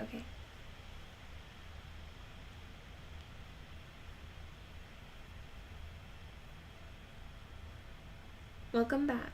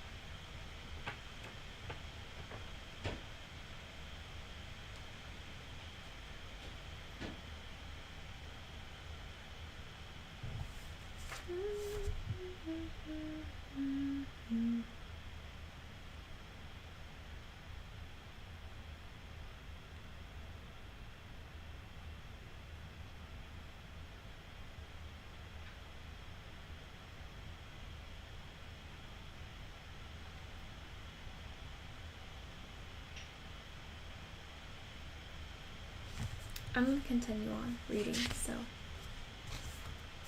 you can keep talking. Might take a second to respond, so. But the wild is the wild, and motherhood is motherhood. At all times fiercely protective, whether in the wild or out of it. And the time was to come when the she-wolf, for her grey cub's sake, would venture the left fork, in the lair in the rocks, and the lynx's wrath. Chapter 4. Let me see how many pages it is before I read it. 1, 2, 3, 4, 5, 6, 7, 8. 8 pages. If we can do it in 20 minutes, if I can get it done in 20 minutes, I'll try. Chapter 4. The Wall of the World. By the time his mother began leaving the cave on hunting expeditions, the cub had learned well the law that forbade his approaching the entrance. Not only had this law been forcibly and many times impressed on him by his mother's nose and paw, but in him the instinct of fear was developing. Never in his brief cave life had he encountered anything of which to be afraid, yet fear was in him. It had come down to him from a remote ancestry through 1,000 lives. It was a heritage he had received directly from One-Eye and the she-wolf. But to them in turn it had been passed down through all generations of wolves that had gone before. Fear, that legacy of the wild, which no animal may escape nor exchange for pottage. So the grey cub knew fear, though he knew not the stuff of which fear was made. Possibly he accepted it as one of the restrictions in life, for he had already learned that there were such restrictions. Hunger he had known, and when he could not appease his hunger, he had felt restriction. The hard obstruction of the cave wall, the sharp nudge of his mother's nose, the smashing stroke of her paw, the hunger appear unappeased of several famines, had borne in upon him that all was not freedom in the world, that to life there were limitations and restraints. These limitations and restraints were laws. To be obedient to them was to escape hurt and make for happiness. He did not reason the question out in this man fashion. He merely classified the things that hurt and the things that did not hurt, and after such classification he avoided the things that hurt, the restrictions and restraints, in order to enjoy the satisfactions and remunerations of life. Thus, it was not that in obedience to the law laid down by his mother, and in obedience to the law of that unknown and nameless thing, fear, he kept away from the mouth of the cave. It remained to him a white wall of light. When his mother was absent, he slept most of the time, while during the intervals that he was awake, he kept very quiet, suppressing the whimpering cries that tickled in his throat and strove for noise. Once, lying awake, he heard a strange sound in the white wall. He did not know that it was a wolverine, standing outside, all a-tremble with his own daring, and cautiously scenting out the contents of the cave. The cub knew only that the sniff was strange, a something unclassified, therefore unknown and terrible, for the unknown was one of the chief elements that went into the making of fear. The hair bristled up on the gray cub's back, but it bristled silently. How was he to know that this thing that sniffed was a thing at which to bristle? It was not born of any knowledge of his, yet it was the visible expression of the fear that was in him, and for which in his own life there was no accounting. But fear was accompanied by another instinct, that of concealment. The cub was in a frenzy of terror, yet he lay without movement or sound, frozen, petrified into immobility, to all appearances, dead. His mother, coming home, growled as she smelt the wolverine's track, and bounded into the cave and licked and nuzzled him with undue vehemence of affection. And the cub felt that somehow he had escaped a great hurt. But there were other forces at work in the cub, the greatest of which was growth. Instinct and law demanded of him obedience, but growth demanded disobedience. His mother in fear impelled him to keep away from the white wall. Growth is life, and life is forever destined to make for light. So there was no damming up the tide of life that was rising within him, rising with every mouthful of meat he swallowed, with every breath he drew. In the end, one day, fear and obedience were swept away by the rush of life, and the cub straddled and sprawled toward the entrance. Unlike any other wall with which he had experience, this wall seemed to recede from him as he approached. No hard surface collided with the tender little nose he thrust out tentatively before him. The substance of the wall seemed as permeable and yielding as light, and as conditioned in his eyes, in the seeming of form, so he entered into what had been wall to him, and bathed in the substance that composed it. It was bewildering. He was sprawling through solidity, and ever the light grew brighter. Fear urged him to go back, but growth drove him on. Suddenly, he found himself at the mouth of the cave, the wall, inside which he had thought himself, as suddenly leaped back before him to an immeasurable distance. The light had become painfully bright. He was dazzled by it. Likewise, he was made dizzy by this abrupt and tremendous extension of space. Automatically, his eyes were adjusting themselves to the brightness, focusing themselves to meet the increased distance of objects. At first, the wall had leaped beyond his vision. He now saw it again, but it had taken upon itself a remarkable remoteness. Also, its appearance had changed. It was now a variegated wall, composed of the trees that fringed the stream, the opposing mountain that towered above the trees, and the sky that out-towered the mountain. A great fear came upon him. This was more of the terrible unknown. He crouched down on the lip of the cave and gazed out on the world. He was very much afraid, because it was unknown. It was hostile to him. Therefore the hair stood up on end along his back, and his lips wrinkled weakly in an attempt at a ferocious and intimidating snarl. Out of his puniness and fright, he challenged and menaced the whole wide world. Nothing happened. He continued to gaze, and in his interest, he forgot to snarl. Also, he forgot to be afraid. For the time, fear had been routed by growth, while growth had assumed the guise of curiosity. He began to notice near objects, an open portion of the stream that flashed in the sun, the blasted pine tree that stood at the base of the slope, and the slope itself that ran right up to him and ceased 2 feet beneath the lip of the cave on which he crouched. Now the gray cub had lived all his days on a level floor. He had never experienced the hurt of a fall. He did not know what a fall was, so he stepped boldly out upon the air. His hind legs still rested on the cave lip, so he fell forward, head downward. The earth struck him a harsh blow on the nose that made him yelp. Then he began rolling down the slope over and over. He was in a panic of terror. The unknown had caught him at last. It had gripped savagely hold of him and was about to wreak upon him some terrific hurt. Growth was now routed by fear, and he ki-yied like any frightened puppy. The unknown bore him on he knew not to what frightful hurt, and he yelped and ki-yied unceasingly. This was a different proposition from crouching in the frozen fear while the unknown lurked just alongside. Now the unknown had caught tight hold of him. Silence would do no good. Besides, it was not fear, but terror that convulsed him. But the slope grew more gradual, and its base was grass-covered. Here the cub lost momentum. When at last he came to a stop, he gave one last agonized yelp, and then a long, whimpering wail.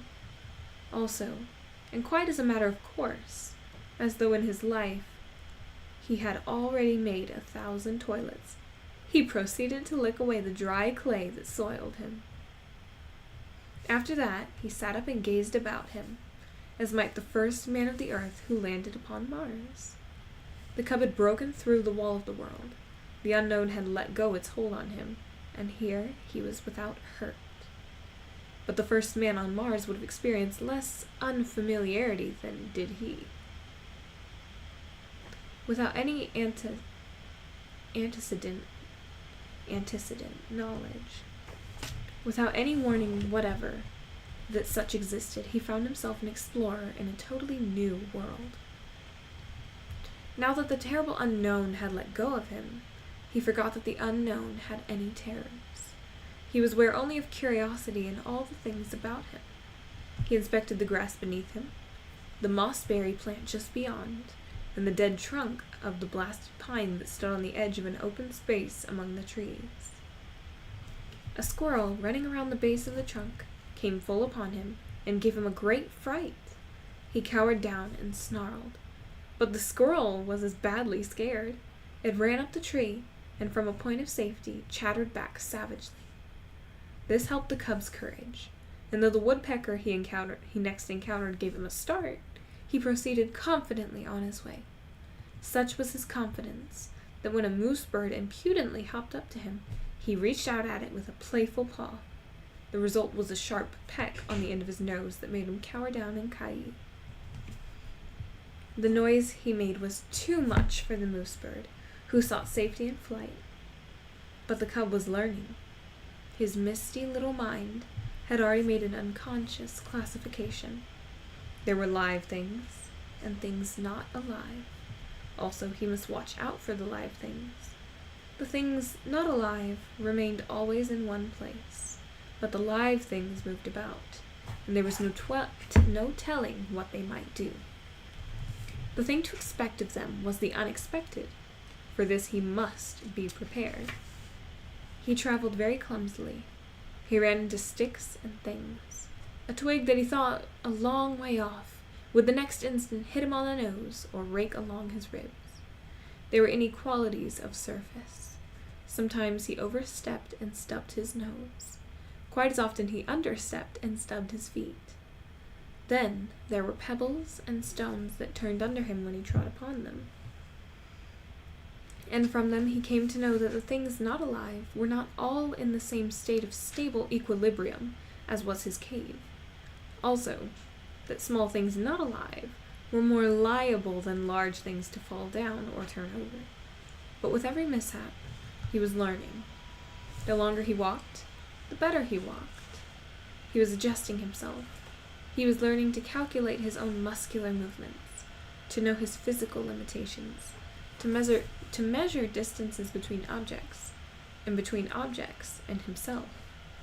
His was the luck of a beginner, born to be a hunter of meat, though he did not know it. He blundered upon meat just outside his own cave door on his first foray into the world. It was by sheer blundering that he chanced upon the shrewdly hidden ptarmigan nest. He fell into it. He had essayed to walk along the trunk of a fallen pine. The rotten bark gave way under his feet, and with a despairing yelp he pitched down the rounded descent, smashed through the leafage and stalks of a small bush, and in the heart of the bush, on the ground, fetched up among 7 ptarmigan chicks. They made noises, and at first he was frightened at them. Then he perceived that they were very little, and he became bolder. They moved. He placed his paw on one, and its movements were accelerated. This was a source of excitement to him. Oh, this was a source of enjoyment to him. He smelled it. He picked it up in his mouth. It struggled and tickled his tongue. At the same time, he was made aware of a sensation of hunger. His jaws closed together. Then there was a crunching of fragile bones, and warm blood ran in his mouth. The taste of it was good. This was meat, the same as his mother gave him, only it was alive between his teeth and therefore better. So he ate the ptarmigan. Nor did he stop till he had devoured the whole brood. Then he licked his chops in quite the same way his mother did, and began to crawl out of the bush. He encountered a feathered whirlwind. He was confused and blinded by the rush of it, and the beat of angry wings. He hid his head between his paws and yelped. The blows increased. The mother ptarmigan was in a fury. Then she became angry. Then he became angry. He rose up, snarling, striking out with his paws. He sank his tiny teeth into one of the wings and pulled and tugged sturdily. The ptarmigan struggled against him, showering blows upon him with her free wing. It was his first battle. He was elated. He forgot all about the unknown. He no longer was afraid of anything. He was fighting, tearing at a live thing that was striking at him. Also, this live thing was meat. The lust to kill was on him. He had just destroyed little live things. He would now destroy a big live thing. He was too busy and happy to know that he was happy. He was thrilling and exulting in ways new to him and greater to him than he had known before.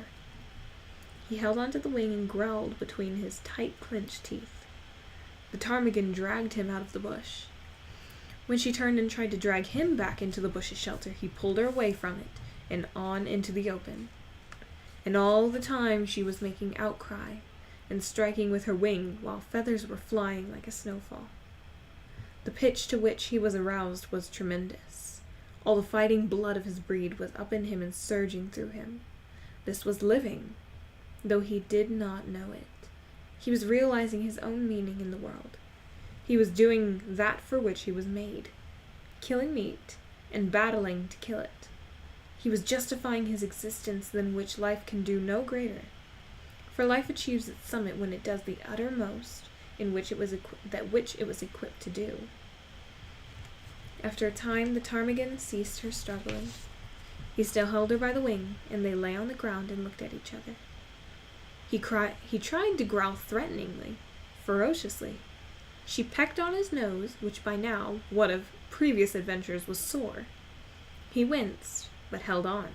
She pecked him again and again. From wincing he went to whimpering. He tried to back away from her, oblivious of the fact that by his hold on her he dragged her after him. A rain of pecks fell on his ill-used nose. The flood of fight ebbed down in him, and releasing his prey he turned tail and scampered off across the open in inglorious retreat. He lay down to rest on the other side. of the open, near the edge of the bushes, his tongue lolling out, his chest heaving and panting, his nose still hurting him and causing him to continue his whimper. But as he lay there, suddenly there came to him a feeling as of something terrible impending. The unknown, with all its terrors, rushed upon him, and he shrank back instinctively into the shelter of the bush. As he did so, a draught of air fanned him, and a large winged body swept ominously and silently past. A hawk, driving down out of the blue, had barely missed him. While he lay in the bush, recovering from this fright and peering fearfully out, the mother ptarmigan on the other side of the open space. I don't know. I never really read Warrior Cats. I knew it, but I didn't read it myself. I knew a lot of people who did, though. I think it was a little more... How do I say it? It was a little more human, I think, from what I know. Like, it was more, oh, we have this territory, that territory. And it was very human thinking, I think, more in that one. The mother ptarmigan on the other side of the open space fluttered out of the ravaged nest. It was because of her loss that she paid no attention to the winged bolt of the sky. But the cub saw, and it was a warning and a lesson to him. The swift downward swoop of the hawk, the short skim of its body just above the ground. Me too, though. Me too. I had the same thing.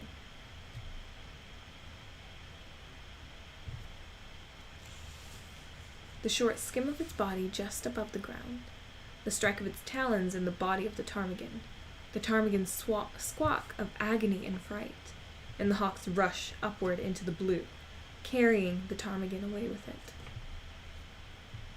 It was a long time before the cub left his shelter. He had learned much. Live things were meat. They were good to eat. Also, live things, when they were large enough, could give hurt. It was better to eat small live things like ptarmigan chicks, and to let alone large live things like ptarmigan hens. Nevertheless, he felt a little prick of ambition, a sneaking desire to have another battle with that ptarmigan hen. Only the hawk had carried her away. Maybe there were other ptarmigan hens. He would go and see. He came down a shelving bank to the stream. He had never seen water before. The footing looked good. There were no inequalities of surface. He stepped boldly out on it and went down, crying with fear, into the embrace of the unknown. It was cold, and he gasped, breathing quickly. The water rushed into his lungs instead of the air that had always accompanied his act of breathing. The suffocation he experienced was like the pang of death. To him, it signified death. He had no conscious knowledge of death, but like every animal of the wild, he possessed the instinct of death. To him, it stood as the greatest of hurts. It was the very essence of the unknown. It was the sum of the terrors of the unknown, the one culminating in unthinkable catastrophe that could happen to him, about which he knew nothing, and about which he feared everything. He came to the surface, and the sweet air rushed into his open mouth. He did not go down again. Quite as though it had been a long-established custom of his, he struck out with all his legs and began to swim. The near bank was a yard away, but he had come up with his back to it, and the first thing his eyes rested upon was the opposite bank, toward which he immediately began to swim. The stream was a small one, but in the pool it widened out to a score of feet. Midway in the passage, the current picked up in the cub and swept him downstream. He was caught in the miniature rapid at the bottom of the pool. Here was little chance for swimming. The quiet water had suddenly become angry. Sometimes he was under, sometimes on top. At all times he was in violent motion, now being turned over or around, and again being smashed against a rock.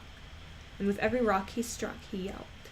His progress was a series of yelps, from which might have been adduced the number of rocks he encountered.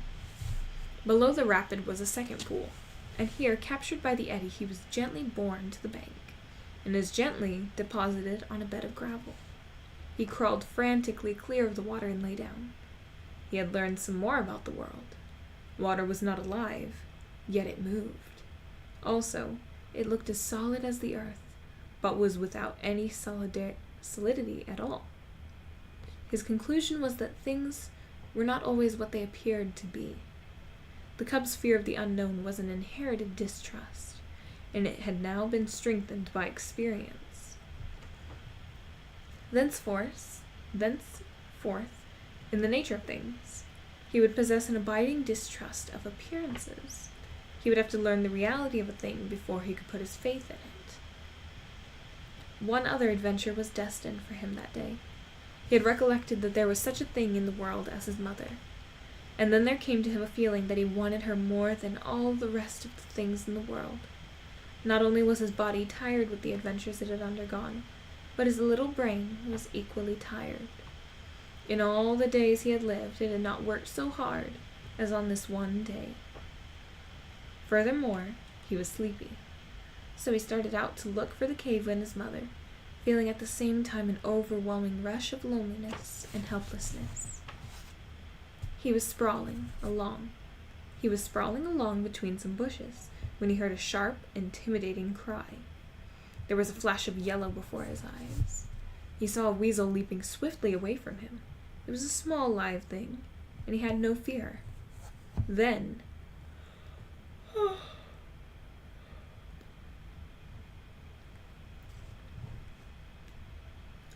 it was a small live thing, and he had no fear. Then, before him, at his feet, he saw an extremely small live thing, only several inches long, a young weasel that, like himself, had disobediently gone out adventuring. It tried to retreat before him. He turned it over with his paw. It made a queer, grating noise. The next moment, the flash of yellow reappeared before his eyes. He heard again the intimidating cry, and at the same instant received a severe blow on the side of the neck, and felt the sharp teeth of the mother weasel cut into his flesh. While he yelped and cried and scrambled backward, he saw the mother weasel leap upon her young one and disappear with it into the neighboring thicket. The cut of her teeth in his neck still hurt, but his feelings were hurt more grievously, and he sat down and weakly whimpered. This mother weasel was so small and so savage. He was yet to learn that for size and weight the weasel was the most ferocious, vindictive, and terrible of all the killers of the wild, but a portion of this knowledge was quickly to be his. He was still whimpering when the mother weasel reappeared. She did not rush him, now that her young one was safe. She approached more cautiously, and the cub had full opportunity to observe her lean, snake-like body, and her head, erect, eager, and snake-like itself. Her sharp, menacing cry sent the hair bristling along his back, and he snarled warningly at her. She came closer and closer. There was a leap, swifter than his unpracticed sight, and the lean, yellow body disappeared for a moment out of the field of his vision. The next moment she was at his throat, her teeth buried in his hair and flesh. At first he snarled and tried to fight, but he was very young, and this was only his first day in the world, and his snarl became a whimper, his fight a struggle to escape. The weasel never relaxed her hold. She hung on, striving to press down with her teeth to the great vein where his lifeblood bubbled. The weasel was a drinker of blood, and it was ever her preference to drink from the throat of life itself. The gray cub would have died, and there would have been no story to write about him, had not the she-wolf come bounding through the bushes. The weasel let go of the cub and flashed at the she-wolf's throat, missing, but getting a hold on the jaw instead. The she-wolf flirted her head like the snap of a whip, breaking the weasel's hold and flinging it high in the air. And still in the air, the she-wolf's jaws closed on the lean yellow body, and the weasel knew death between the crunching teeth. The cub experienced another access of affection on the part of his mother. Her joy at finding him seemed greater even than his joy at being found. She nuzzled him and caressed him, and licked the cuts made in him by the weasel's teeth. Then, between them, mother and cub, They ate the blood drinker, and after that went back to the cave and slept.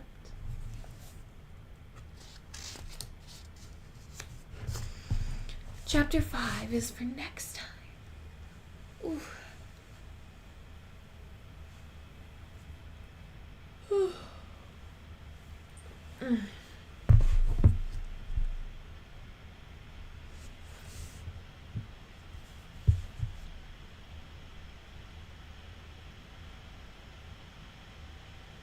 But oh my god, I've been practicing Spanish lately, so I'm like carest, and I'm like, oh my god, that's not how you say it. And I'm like, oh my god. It was an accident. But it looks like maybe Caca fell asleep. Because they're not on anymore. And then I'm sure Classy might have. Maybe he didn't, but oof. But I'm gonna get off for tonight. I'm tired. So tired. So, did you send me the picture, by the way? Yes, I know. So did you send it to me? Okay, you did. Oh, I love that. That's so cute. I love that. Really. It's so pretty. Okay, so what's the lore on it? Since you were saying it's inspired by that.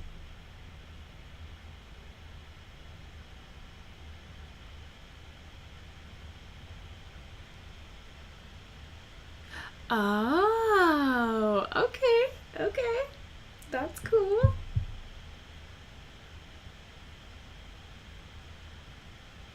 That's awesome. I love it though. I love it.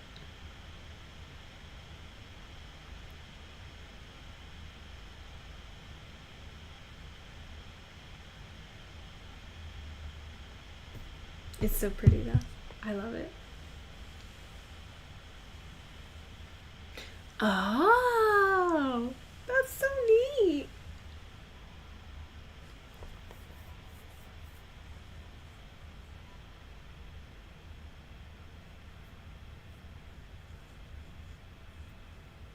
That's so awesome though. I don't know. I love it.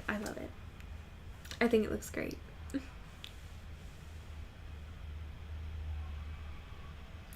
I know. I was about to ask you. I was about to be like, have you had that ever drawn? But I'm guessing not until you were able to do it first, which is awesome.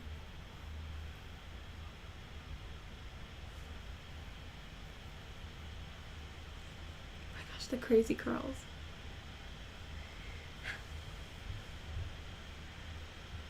It's awesome. But I'm gonna get off for tonight and sleep. So have a good night, Tony. Thank you for coming on and sharing your art. You know I always love that. So thank you. Uh-huh. Nah. You would have been able to. I'm sure you would have. You would have figured it out. Yes, thank you. You too. Have a good night.